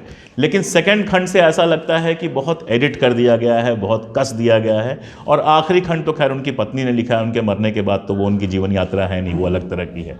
लेकिन इन खंडों से जो उनकी व्यक्तिगत चीज़ें हैं वो ऐसा लगता है कि काट छाट के निकाल दी गई है।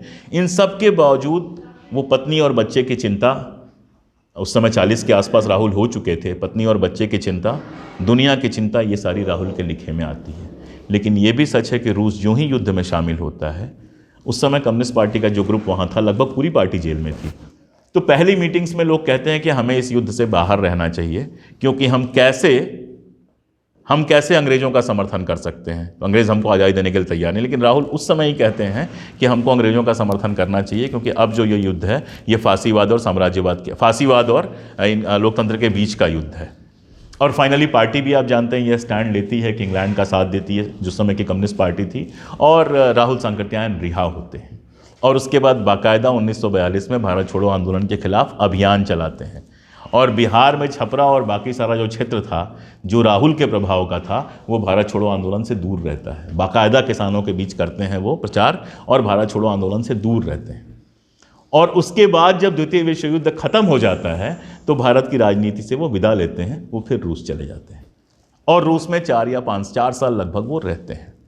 अब मेरा कुछ ऑब्जर्वेशन है, ये आप लोगों से मैं शेयर कर रहा हूँ कि आज़ादी के बाद भी, आज़ादी के पहले भी नेहरू और कांग्रेस की आलोचना उनका सबसे प्रिय काम रहा है।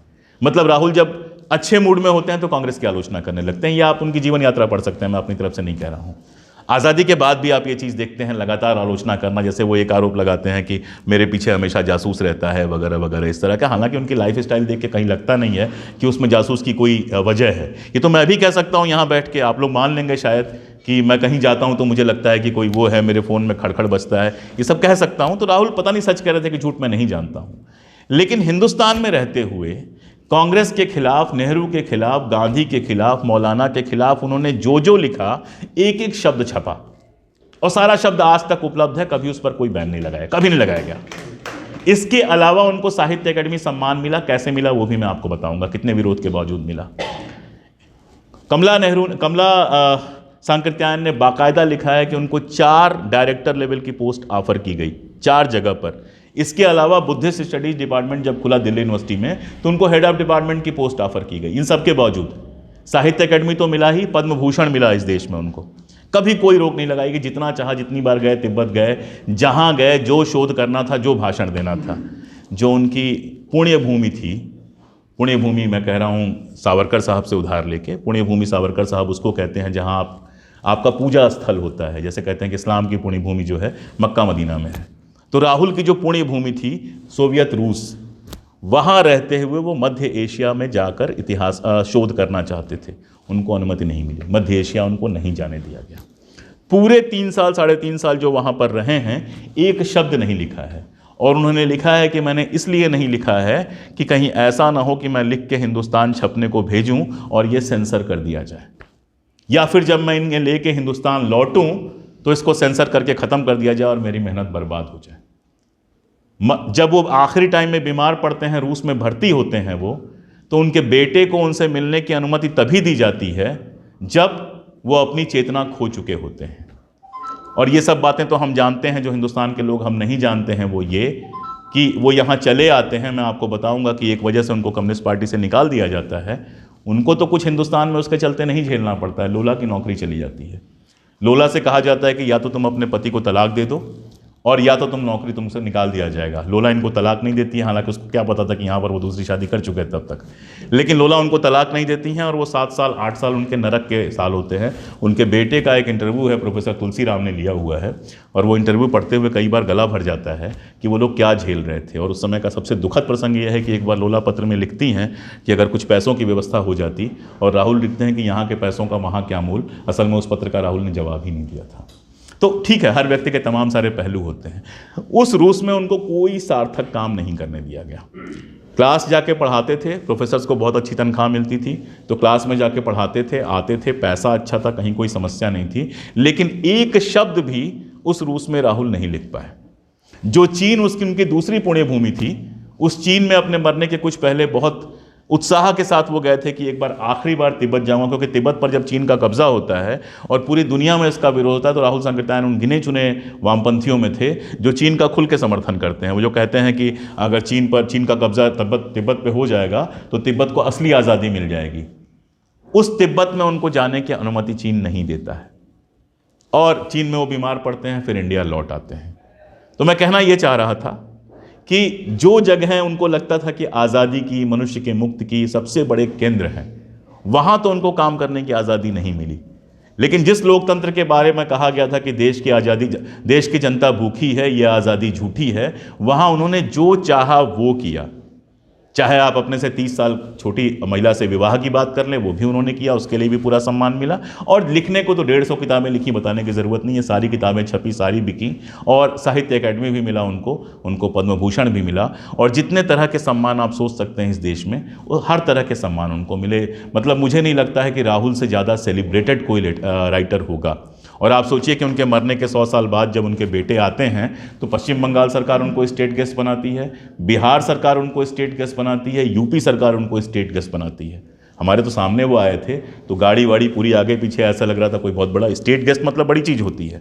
तो ये सम्मान राहुल को यहाँ पर मिला। खैर, मैं कहाँ था, रशिया वो जाते हैं। रशिया में एक और बड़ी मज़ेदार बात होती है। रशिया का जो अपना वो उद्धरण लिखते हैं, मतलब अपना जो यादगारें लिखते हैं, लोला की जो बुराइयां की हैं वो तो हैं ही।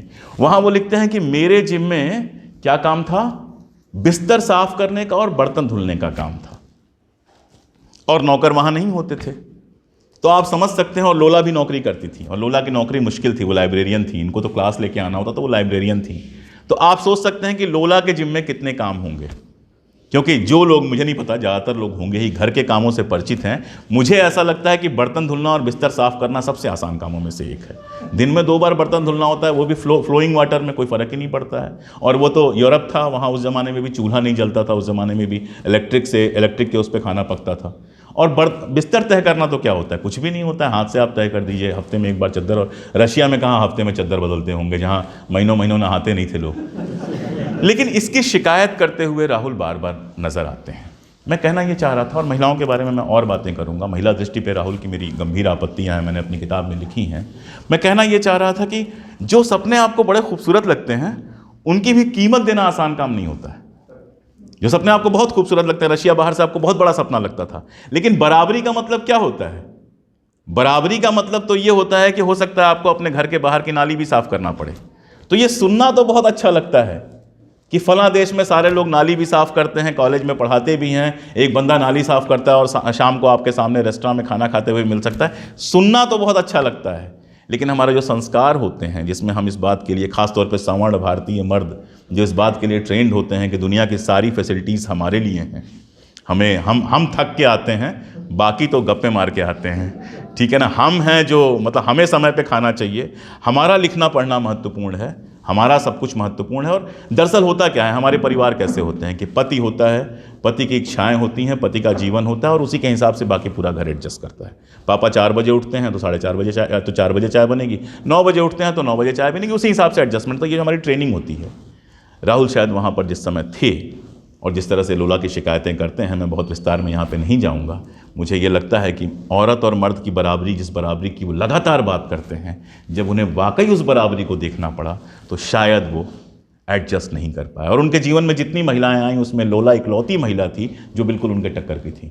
उम्र में लोला उनके बराबर थी, पढ़ी लिखी उनके बराबर थी, वो खुद संस्कृत के विद्वान थी, 2-3 भाषाओं की खुद वो विद्वान थी, इंडोलॉजी डिपार्टमेंट में थी, और वहाँ की चीफ लाइब्रेरियन थी, अच्छी पोस्ट पे थी।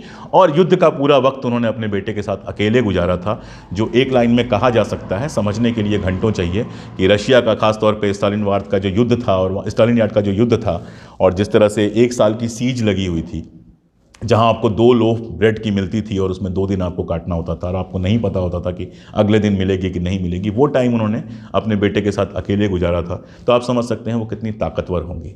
और इस बात में तो कोई दो राय नहीं है कि राहुल को वो प्रेम भी बहुत करती थी। आप समझ सकते हैं कि राहुल छोड़ के चले आए थे, उनके सामने ये शर्त रखी गई थी कि या तो आप नौकरी छोड़ दो या राहुल को तलाक दे दो। उन्होंने राहुल को तलाक नहीं दिया। तो मतलब भारतीय महिला की प्रतिष्ठा की जाती है, भारतीय महिलाएं प्रतिष्ठित होती भी हैं, लेकिन लोला को अगर आप देखेंगे तो शायद उस फ्रेमवर्क में बिल्कुल शानदार तरीके से फिट होती हैं। और ये बात मैं इसलिए नहीं कह रहा हूँ कि लोला के लिए कोई अतिरिक्त सहानुभूति है, मुझे राहुल की बुराई करनी है। ये तथ्य है जो सामने राहुल ने खुद लिखा है, उससे ही निकल के आता है, बाकी तो बात के इंटरव्यूज़ में निकल के आता है। जब वो इंडिया लौट के आते हैं, और वो दिन बड़ा शानदार था, 14 अगस्त 1947 को की रात को राहुल सांकृत्यायन उस बोट में थे जो इंडिया आ रही थी। इंडिया आने में 1 दिन था। 15 अगस्त 1947 को राहुल सांकृत्यायन लौट कर हिंदुस्तान की धरती पर पैर रखते हैं। मतलब गुलाम हिंदुस्तान में वो यहाँ से रूस गए थे और आज़ाद हिंदुस्तान में लौट के आते हैं।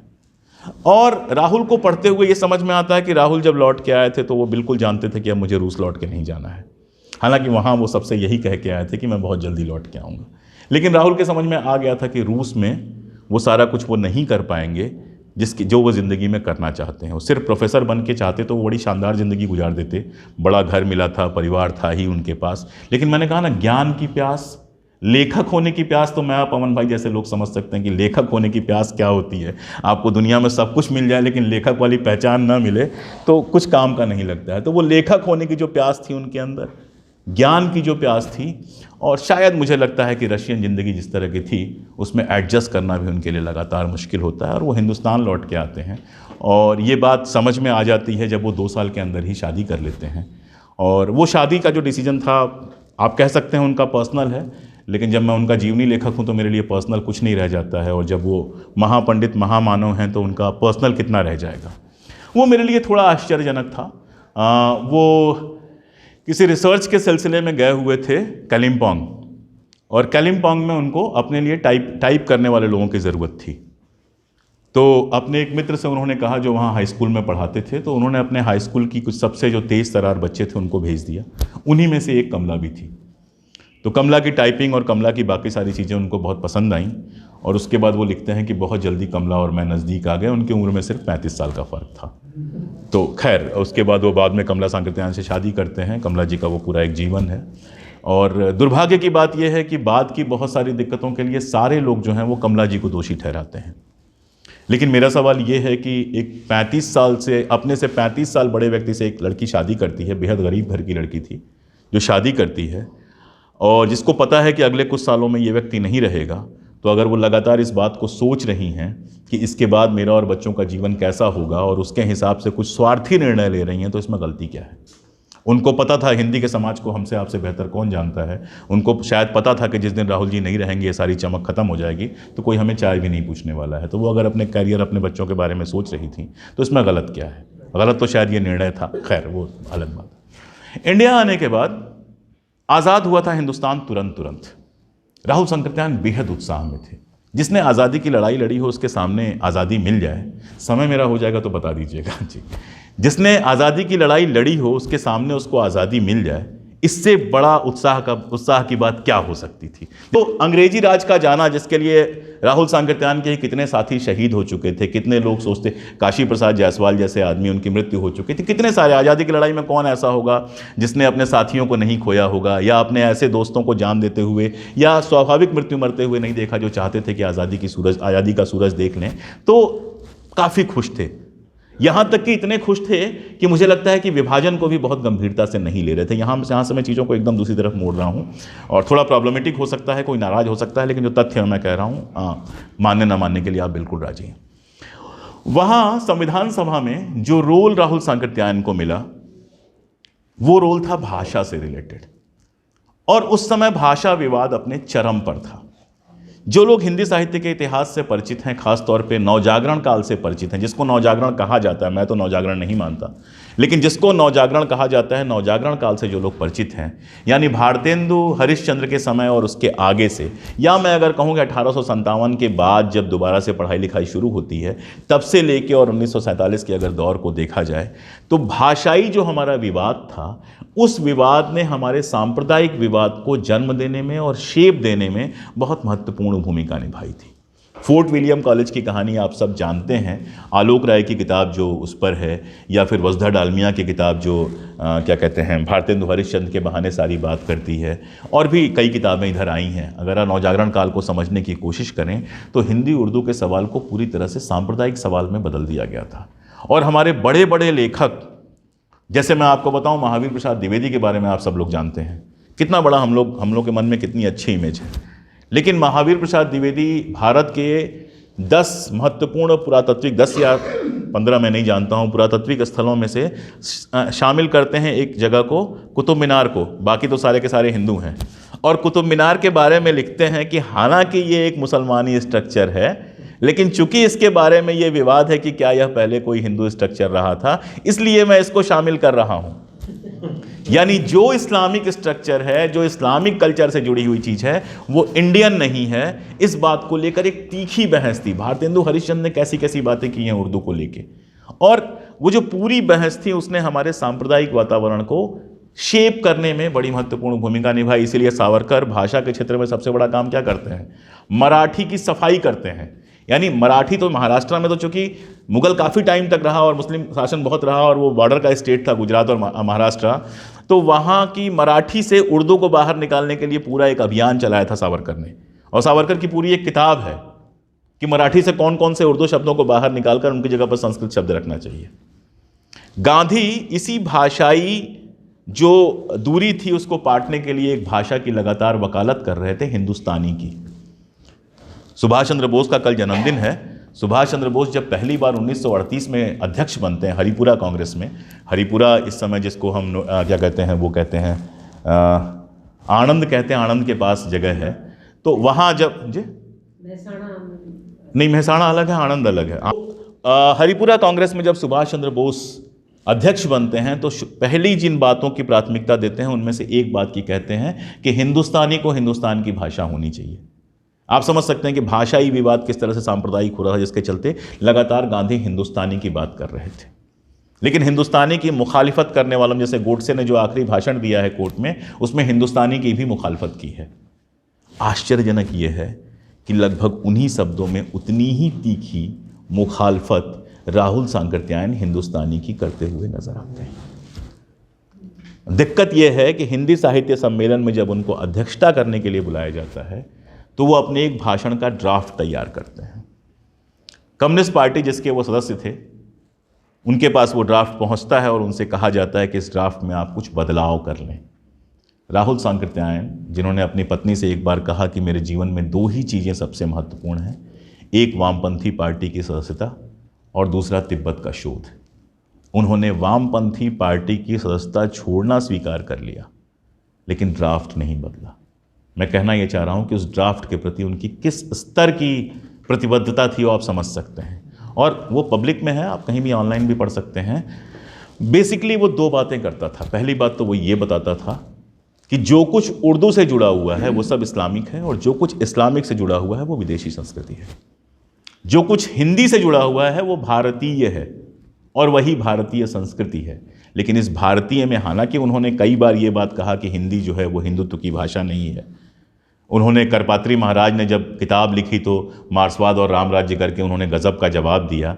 वो सांप्रदायिक उस तरह से नहीं थे कि जैसे बाकी सारे लोग थे, मेरे ये कहने का मतलब ना निकाला जाए, लेकिन भाषा के सवाल पर वो उसी हद तक पहुंच जाते हैं। भाषा के सवाल पे अकबर जो उनकी किताब है वो भी अगर आप पढ़ेंगे तो बार बार ऐसा लगता है कि कहीं ना कहीं वो ये स्थापना दे रहे हैं कि इस्लामिक संस्कृति जो है वो विदेशी संस्कृति है, और जो हिंदी की संस्कृति है वो भारतीय संस्कृति है। और हिंदी की संस्कृति जब वो भारतीय संस्कृति कहते हैं तो एक स्वर जो सुनाई देता है वो ये कि जो हिंदू संस्कृति है वो भारतीय संस्कृति है, और जो इस्लामिक संस्कृति है वो बाहर की संस्कृति। और ये कहाँ तक जाता है ये सुनिए आप। ये यहाँ तक जाता है कि वो जवाहरलाल नेहरू की एक जगह आलोचना करते हैं कि वो मुसलमानी ढंग का कुर्ता पजामा पहनते हैं। ये वही राहुल सांकृत्यायन हैं जो ईरान में जाते हैं और खुश हो जाते हैं कि वहाँ की महिलाओं ने इस्लामिक वेश त्याग दिया, वहाँ के पुरुषों ने इस्लामिक वेश त्याग दिया, वो आधुनिक टाई कोट पहन के घूमते हुए इतने सुंदर लगते हैं। और यही राहुल सांकृत्यायन भारत में आकर कहते हैं कि धोती कुर्ता इकलौता भारतीय वेश है। राजेंद्र प्रसाद की वो तारीफ करते हैं और कहते हैं कि राजेंद्र जी धोती कुर्ते में हैं, लेकिन कभी कभी नेहरू के प्रभाव में आकर वो भी पजामा कुर्ता पहन लेते हैं। मतलब राजेंद्र बाबू अपने ज़माने के इतने मशहूर वकील, वो नेहरू से पूछ के अपना कपड़ा तय करते थे। वो तो मैं पवन भाई से भी पूछ के न तय करूं, पवन भाई का बेटा उनसे पूछ के न तय करे। लेकिन हमारे राष्ट्रपति को वो कह रहे थे कि वो तो बड़े खांटी देशी टाइप के आदमी हैं, धोती कुर्ता पहनते हैं, कभी कभी नेहरू के असर में वो भी ऐसा कर लेते हैं। तो मैं बस कहना ये चाह रहा था कि आप कितने भी प्रोग्रेसिव हो, हमारे एक कॉमरेड कहा करते थे कि प्रगतिशीलता जो है वो एक चढ़ाई की तरह है, स्टीप चढ़ाई की तरह है। जब तक मेहनत करते रहोगे, चढ़ते रहोगे, सामने सूरज दिखाई देगा। जरा सा पैर फिसला तो बीच में रुकने का कोई रास्ता नहीं होगा, सीधे नीचे आओगे। सांप सीढ़ी का खेल होता है ना, 99 पे कटता है, सीधे 1 पे लेके आता है। तो भाषा के सवाल पर ऐसे ही राहुल सांकृत्यायन 99 पर कटते हुए दिखाई देते हैं। वो भोजपुरी की बात करते हैं, भोजपुरी में 42 में कुछ नाटक भी उन्होंने लिखा था। वो मातृभाषाओं की बात करते हैं, सब कुछ करते हैं। लेकिन मेरे पास उनका एक इंटरव्यू है, जिस इंटरव्यू में उनसे पूछा जाता है कि आप किस तरह के हिंदी के समर्थक हैं। वो कहते हैं संस्कृत गर्भित हिंदी। और ये बात इस बात से भी साबित होती है कि ये मेरी जीवन यात्रा आप पढ़ेंगे, इसमें उर्दू के शब्दों की भरमार है। एक शब्द है उर्दू का तरद्दुद, तरद्दुद का मतलब परेशानी। जीवन यात्रा के हर 50वें पेज पे आपको तरद्दुद मिल जाएगा। लेकिन उनकी साहित्यिक किताबें पढ़ना जब आप शुरू करते हैं, कोई भी किताब उठा के आप देख लीजिए, चाहे आप वोल्गा से गंगा तक ले लीजिए, चाहे आप मध्य एशिया का इतिहास ले लीजिए, चाहे आप राम राज्य मार्क्सवाद ले लीजिए, चाहे आप 20वीं सदी ले लीजिए, उर्दू के शब्द ढूंढना मुश्किल हो जाता है। और ये तब है जब राहुल सांकृत्यायन उर्दू, फारसी, अरबी तीनों के जाने माने विद्वान थे। तो भाषा के सवाल पर वो यहाँ तक पहुँचते हैं।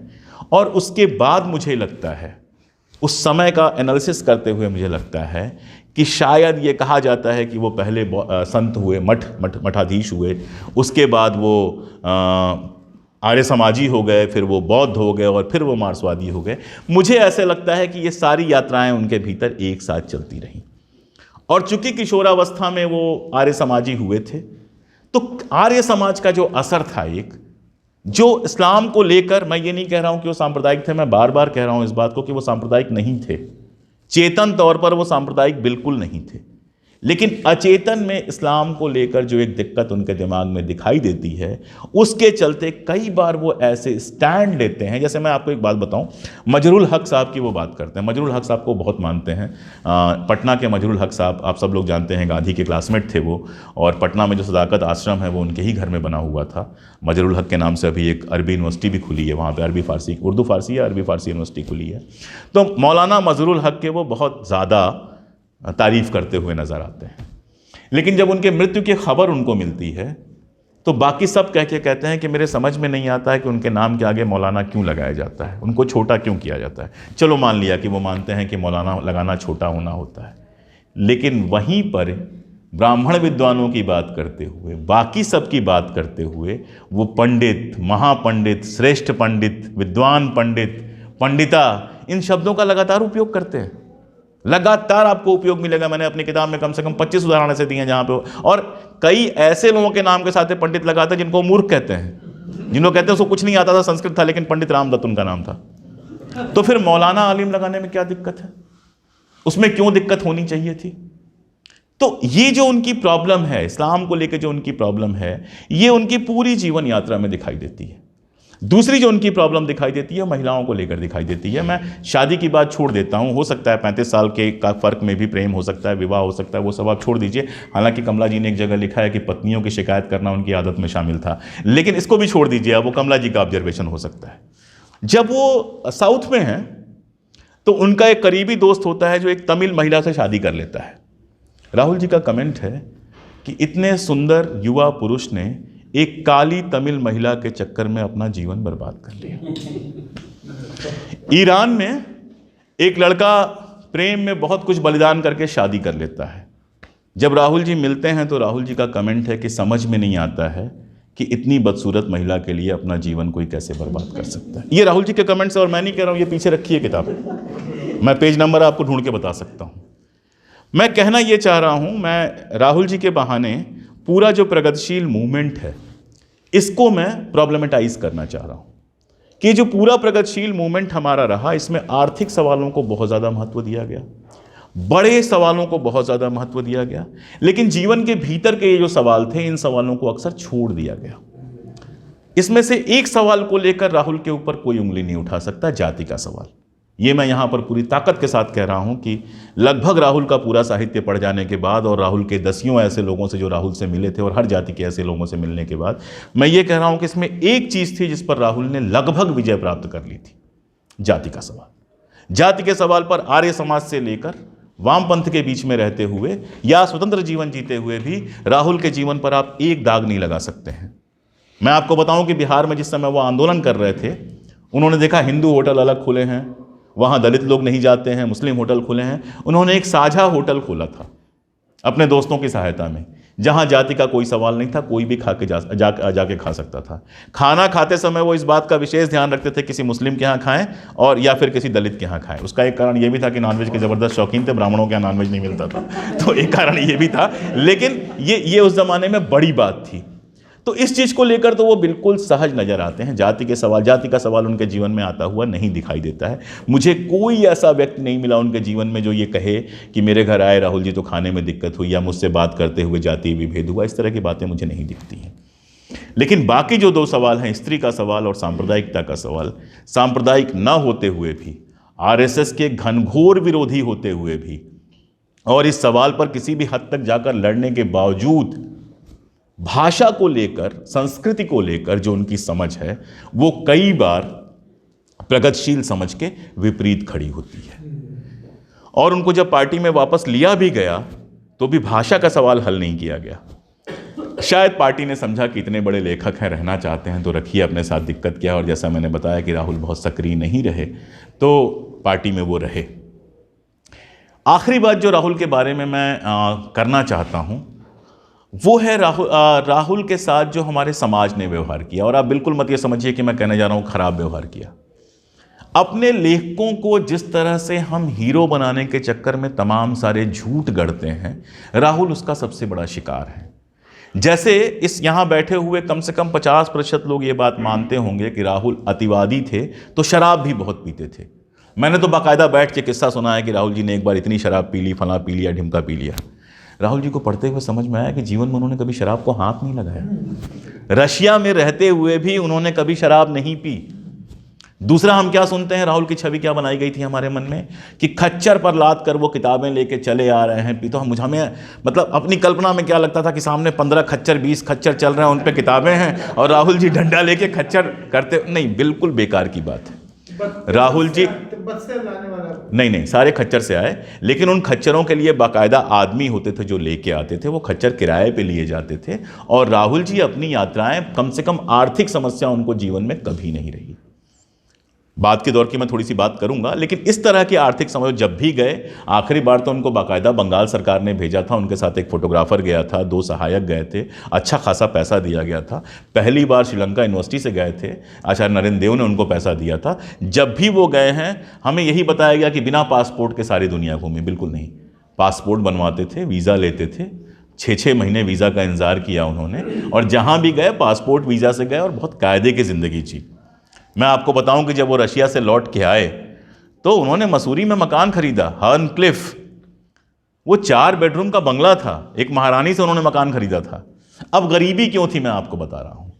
राहुल जी एक जगह लिखते हैं कि साल में न्यूनतम 5,000 तो इनकम होनी चाहिए ताकि खर्च हो सके। अब उस जमाने का साल का जो 5,000 था, उतनी तो मेरी इनकम जीवन में कभी नहीं रही, क्योंकि उस जमाने में सीनियर आईएएस की जो तनख्वाह थी वो 110 रुपए थी। मैंने बाकायदा रिकॉर्ड निकलवाया। तो 110 रुपए सीनियर आईएएस की तनख्वाह से आपकी एनुअल इनकम होती है कितनी, 1200 रुपए। 1200 रुपये आपकी होती है। मान लीजिए कि बाकी भत्ते वत्ते आप लगा दीजिए तो 2,000 के आसपास हो जाएगी। उस समय राहुल के जो खर्च थे वो 500 रुपये महीने या न्यूनतम साल के 5,000 रुपये थे। तो मैं ये नहीं कह रहा हूँ कि वो लाइफ उनके लिए नहीं थी, इतनी मेहनत उन्होंने की थी, वो इतने बड़े लेखक थे, इंटरनेशनल लेवल के लेखक थे कि उस तरह की लाइफ उनको मिलनी चाहिए थी। लेकिन जब पूरे शहर में लाइट नहीं है तो आप ये शिकायत कैसे कर सकते हैं कि मेरे घर में 4 घंटे ही लाइट रहती है। तो उन्होंने जब ये जीवन चुना था कि मुझे लेखक की तरह जीना है, मैं आपको बताऊं कि आज भी हिंदी के 90% लेखकों को 5,000 साल में रॉयल्टी नहीं मिलती। मैं आपको ईमानदारी से बता रहा हूं। और राहुल जी 1947-48 में सोच रहे थे या 50 में सोच रहे थे कि साल की 5,000 रॉयल्टी मिल जाए, और उसके लिए ज़बरदस्त मेहनत कर रहे थे। इसीलिए मैं ये बात भी कहूँगा कि 150 किताबें उन्होंने लिखी ज़रूर हैं, लेकिन उनमें से काम की किताबें मुश्किल से 25-30 हैं। ज़्यादातर किताबें जो हैं वो बहुत जल्दीबाजी में लिखी गई हैं, उनमें अलग तरह की गलतियाँ हैं, और ये सहज है, जब आप इतना लिखेंगे तो होगा। लेकिन 15-20 किताबें उनकी हैं जो क्लासिक हैं, जो दुनिया के किसी भी भाषा की किताबों के समकक्ष रखी जा सकती हैं, जिसमें वोल्गा से गंगा तक भाई ने बताया, या फिर मध्य एशिया का इतिहास है, राम राज्य और मार्क्सवाद है, ऐसी कई सारी किताबें। और जो रशिया से ढूंढ के किताबें, तिब्बत से ढूंढ के किताबें लाई और जिनका उन्होंने क्या कहते हैं संपादन किया, वो तो खैर इंटरनेशनल ट्रेजर हैं, वो पूरी दुनिया में उनका सम्मान किया था। हम आप कौन है बोलने वाले। तो ये जो उनकी उम्मीद थी 5,000 रुपये वर्ष वाली, इसके चलते कई बार लगता है कि वो तंगी से गुजर रहे थे। खुले हाथ के थे जैसे सारे लोग होते हैं, खूब सारे दोस्त आते थे उनके, दोस्तों को खिलाना पिलाना ये सब शौक था, हम सब का होता है। हम सब की गरीबी में एक बड़ा कारण हमारी अपनी बेवकूफ़ियाँ होती हैं, वो राहुल सांकृत्यायन के यहाँ भी थी। लेकिन उस तरह की आर्थिक तंगी नहीं थी जिसकी हम बात सोच रहे हैं। असल में हुआ क्या कि जब उनको डायबिटीज़ बढ़ गया, हार्ट की प्रॉब्लम बढ़ गई, और उनके ये समझ में आने लगा कि अब जीवन बहुत बड़ा नहीं है। बहुत मेहनत की थी और अति जीवन तो जिया ही था, इतना तिब्बत जाना, यहाँ जाना, इतनी मेहनत करना, तो अति वाला जीवन तो उन्होंने जिया था। खाने के बड़े शौकीन थे, मीठे के बहुत शौकीन थे, नॉनवेज के अद्भुत शौकीन थे वो। तो तबीयत तो ख़राब होनी ही थी। तो एक उम्र आई जब तबीयत ख़राब हुई। उस समय जेता और जया बिल्कुल बच्चे थे। जया 4 साल की थी, जेता पैदा हुए थे, जिस समय इनकी तबीयत लगातार ख़राब होने लगी थी।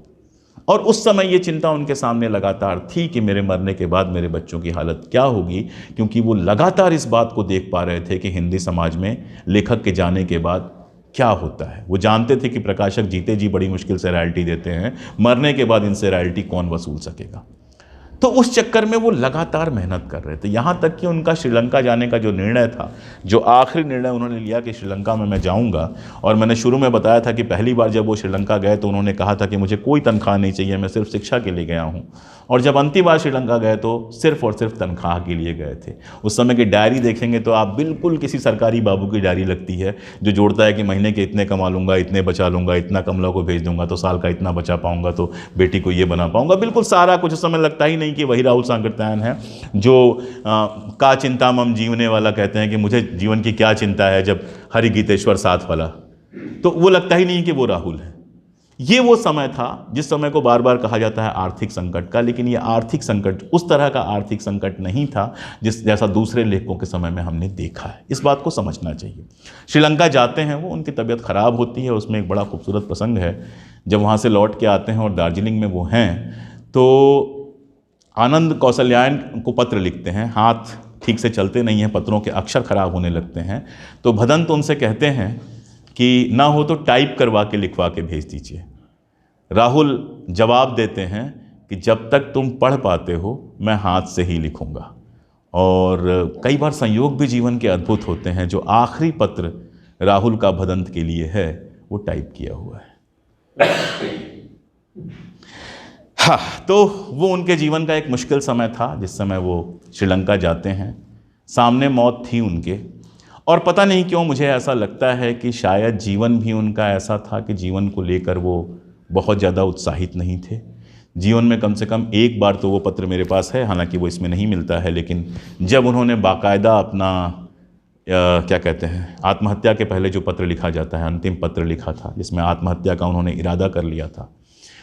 पत्नी के साथ 5वां खंड अगर आप पढ़ते हैं, वैसे भी हम सब बालिग लोग हैं, जानते हैं कि 35 साल अगर विवाह में अंतर हो और पति की उम्र उस समय 65 साल या 70 साल हो, तो वैवाहिक जीवन का सामान्य होना सिर्फ शारीरिक नहीं मानसिक तौर पे भी बहुत मुश्किल है, क्योंकि एक व्यक्ति एक बुजुर्ग की तरह सोच रहा होता है और एक का जीवन अभी अभी शुरू हुआ होता है। तो दोनों के बीच में अपनी परेशानियां थीं, और ऐसा लगता है, मैं क्षमा याचना सहित चाहूँगा, इस बारे में डिटेल्स नहीं है इसलिए इस पर बात करना बेकार है। ऐसा लगता है कि राहुल जी कम से कम स्त्रियों को लेकर थोड़ा सा मतलब डेविएट होने वालों में से रहे हैं। कमला जी के संस्मरण से भी लगता है, बाकी लोगों के संस्मरण से लगता है।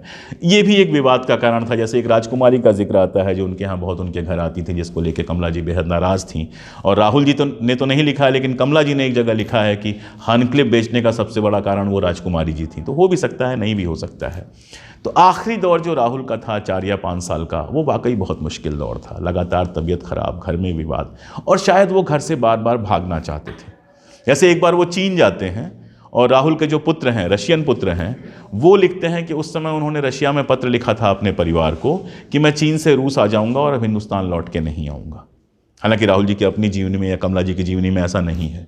दूसरी बार जब वो श्रीलंका भी जाते हैं तो बार बार यही कहते हैं कि अब मैं श्रीलंका में ही भस्मीभूत होऊंगा, अब मैं लौट के हिंदुस्तान नहीं जाऊँगा।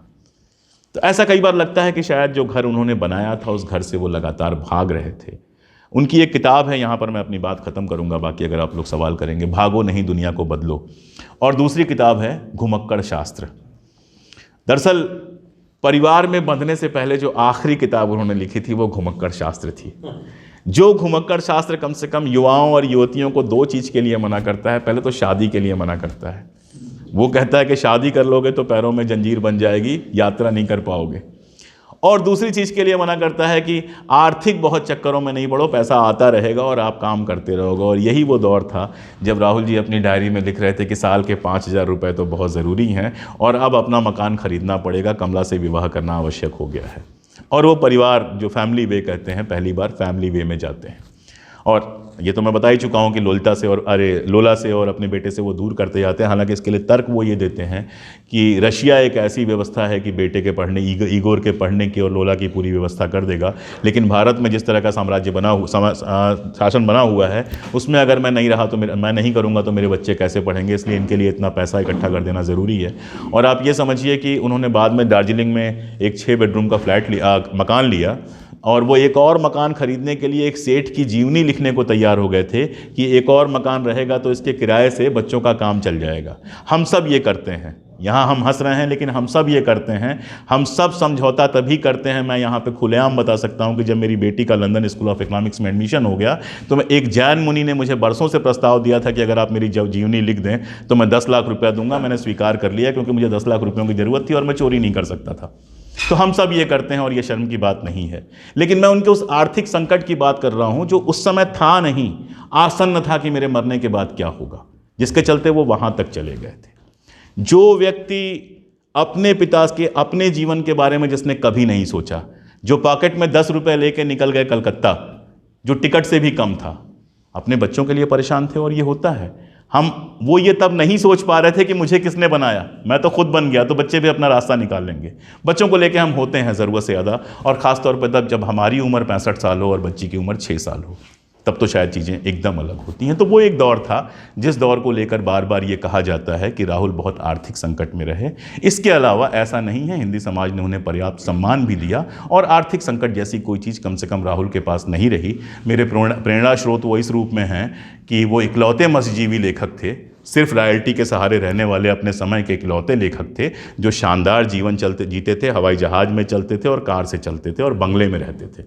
तो ये कम नहीं है हिंदी समाज में, जहाँ आज भी हम लोग ये कल्पना नहीं कर सकते हैं कि अपना मकान खरीद सकते हैं लिखने के भरोसे। ये तो हो ही नहीं सकता है। आखिरी चीज़, साहित्य अकेडमी पुरस्कार, जिस पर बहुत बात होती है। साहित्य अकेडमी जब राहुल को मिला तो वो पहले व्यक्ति थे जिनको साहित्येतर विषय पर साहित्य अकेडमी मिला था। इतिहास की किताब पर उनको साहित्य अकेडमी मिला था और अज्ञेय सहित हमारे साहित्यकारों ने इसका ज़बरदस्त विरोध किया, बाकायदा लेख लिखे गए। उसी समय चीन से लौट के आए थे राहुल और चीन में उनको हार्ट अटैक आया था, बीमार थे और राहुल बिल्कुल चिढ़ गए थे कि मैं पुरस्कार नहीं लूँगा। उन्होंने कहा था कि या तो वोल्गा से गंगा तक पे मुझे पुरस्कार मिल जाता, ये ऐसी चीज़ पे मुझे पुरस्कार क्यों दिया गया जिस पर विवाद हो रहा है। उस समय कम्युनिस्ट पार्टी के लोगों ने और कई मित्रों ने उनको समझाया। कमला जी का लिखा पढ़ के साफ साफ समझ में आता है कि बच्चे जैसे जिद करते हैं वैसे ही बूढ़े जिद करते हैं। तो आखिरी जिद उन्होंने ये पाली कि मैं नेहरू के सामने सर नहीं झुकाऊंगा, साहित्य अकेडमी लेने के लिए मुझे नेहरू के सामने सर झुकाना पड़ेगा, नेहरू के सामने सर नहीं झुकाऊंगा। और उस समय कमला जी की एक बड़ी खूबसूरत टिप्पणी है। कमला जी कहती हैं कि नेहरू जी या उनकी सरकार ने राहुल जी के सम्मान या उनकी सुविधाओं में कभी कोई कमी नहीं की, लेकिन कोई अगर सम्मान लेना ही ना चाहे तो कोई क्या करे। तो खैर उस बार राहुल जी तैयार हुए कैसे कि कमला जी ने उनसे कहा कि ठीक है, आप सर मत झुकाइएगा, नमस्कार कर लीजिएगा। और किस्सा कोताह ये है, अगर आप उस तस्वीर को गौर से देखेंगे कि थोड़ा सा सर नेहरू ने भी झुकाया है, थोड़ा सा सर राहुल ने भी झुकाया है। और जब राहुल बीमार पड़ते हैं तो उस समय जो सबसे पहला व्यक्ति हाल पूछता है और पैसे भेजता है वो था जवाहरलाल नेहरू। उसके बाद राजेंद्र प्रसाद और बाकी सारे लोग भेजते हैं। जिस समय रूस उनको जाना था इलाज के लिए, उस समय इगोर ने एक पत्र लिखा जिसमें वो लिखते हैं कि मेरे पापा बहुत बीमार हैं, उनकी रूस आने में मदद कर दीजिए अंकल नेहरू। और उसके तुरंत बाद नेहरू एक्टिवेट होते हैं और इनके रूस जाने का पूरा इंतज़ाम करते हैं। मैं यहाँ नेहरू की तारीफ़ों के पुल नहीं बांध रहा हूँ, मैं सिर्फ ये कह रहा हूँ कि कई बार ऐसी गलतफहमियाँ होती हैं जिनके चलते हम लोगों से आजीवन दुश्मनियाँ पाल लेते हैं। राहुल से हम ये भी नहीं, राहुल जी ने ऐसी कई दुश्मनियाँ पाली थी, राहुल से हम ये भी सीख सकते हैं कि ऐसी दुश्मनियाँ नहीं पालनी चाहिए। हो सकता है सामने वाले से कभी एक बार गलती हो जाए, इसका मतलब ये नहीं कि उसकी नीयत ख़राब है। मैं एक आखिरी प्रसंग बता के आपको बात ख़त्म करता हूँ। एक सभा थी जिसमें राहुल थे और जवाहरलाल नेहरू थे और भारतीय संस्कृति पे बात चल रही थी। राहुल जी का भाषण हुआ और भारतीय संस्कृति पर बात करते हुए अंधविश्वासों का उन्होंने एकदम जड़ से उड़ा दिया। पूरी सांप्रदायिक जो थ्योरी थी, और थ्योरी में तो उनका कोई मुकाबला था ही नहीं, और ये सारा कुछ संस्कृत के श्लोकों के उदाहरण से उठा दिया। जवाहरलाल नेहरू खड़े होते हैं और सिर्फ 2 लाइन कहते मैं ये सब कहता तो आप कहते ऑक्सफोर्ड कैम्ब्रिज वाले ऐसी ही बातें करते हैं। यहाँ तो एक ऐसा आदमी ये बातें कह रहा है जिसका सारा जीवन धर्म और संस्कृति के अध्ययन में ही गुजरा है। तो एक वो ऐसे यात्री थे जिनकी यात्रा से हम इतना कुछ सीख सकते हैं जो शायद कहीं ठहर कर कभी नहीं सीखा जा सकता। मैंने उलझी बिखरी बातें की, आप लोगों ने सुना, बहुत शुक्रिया।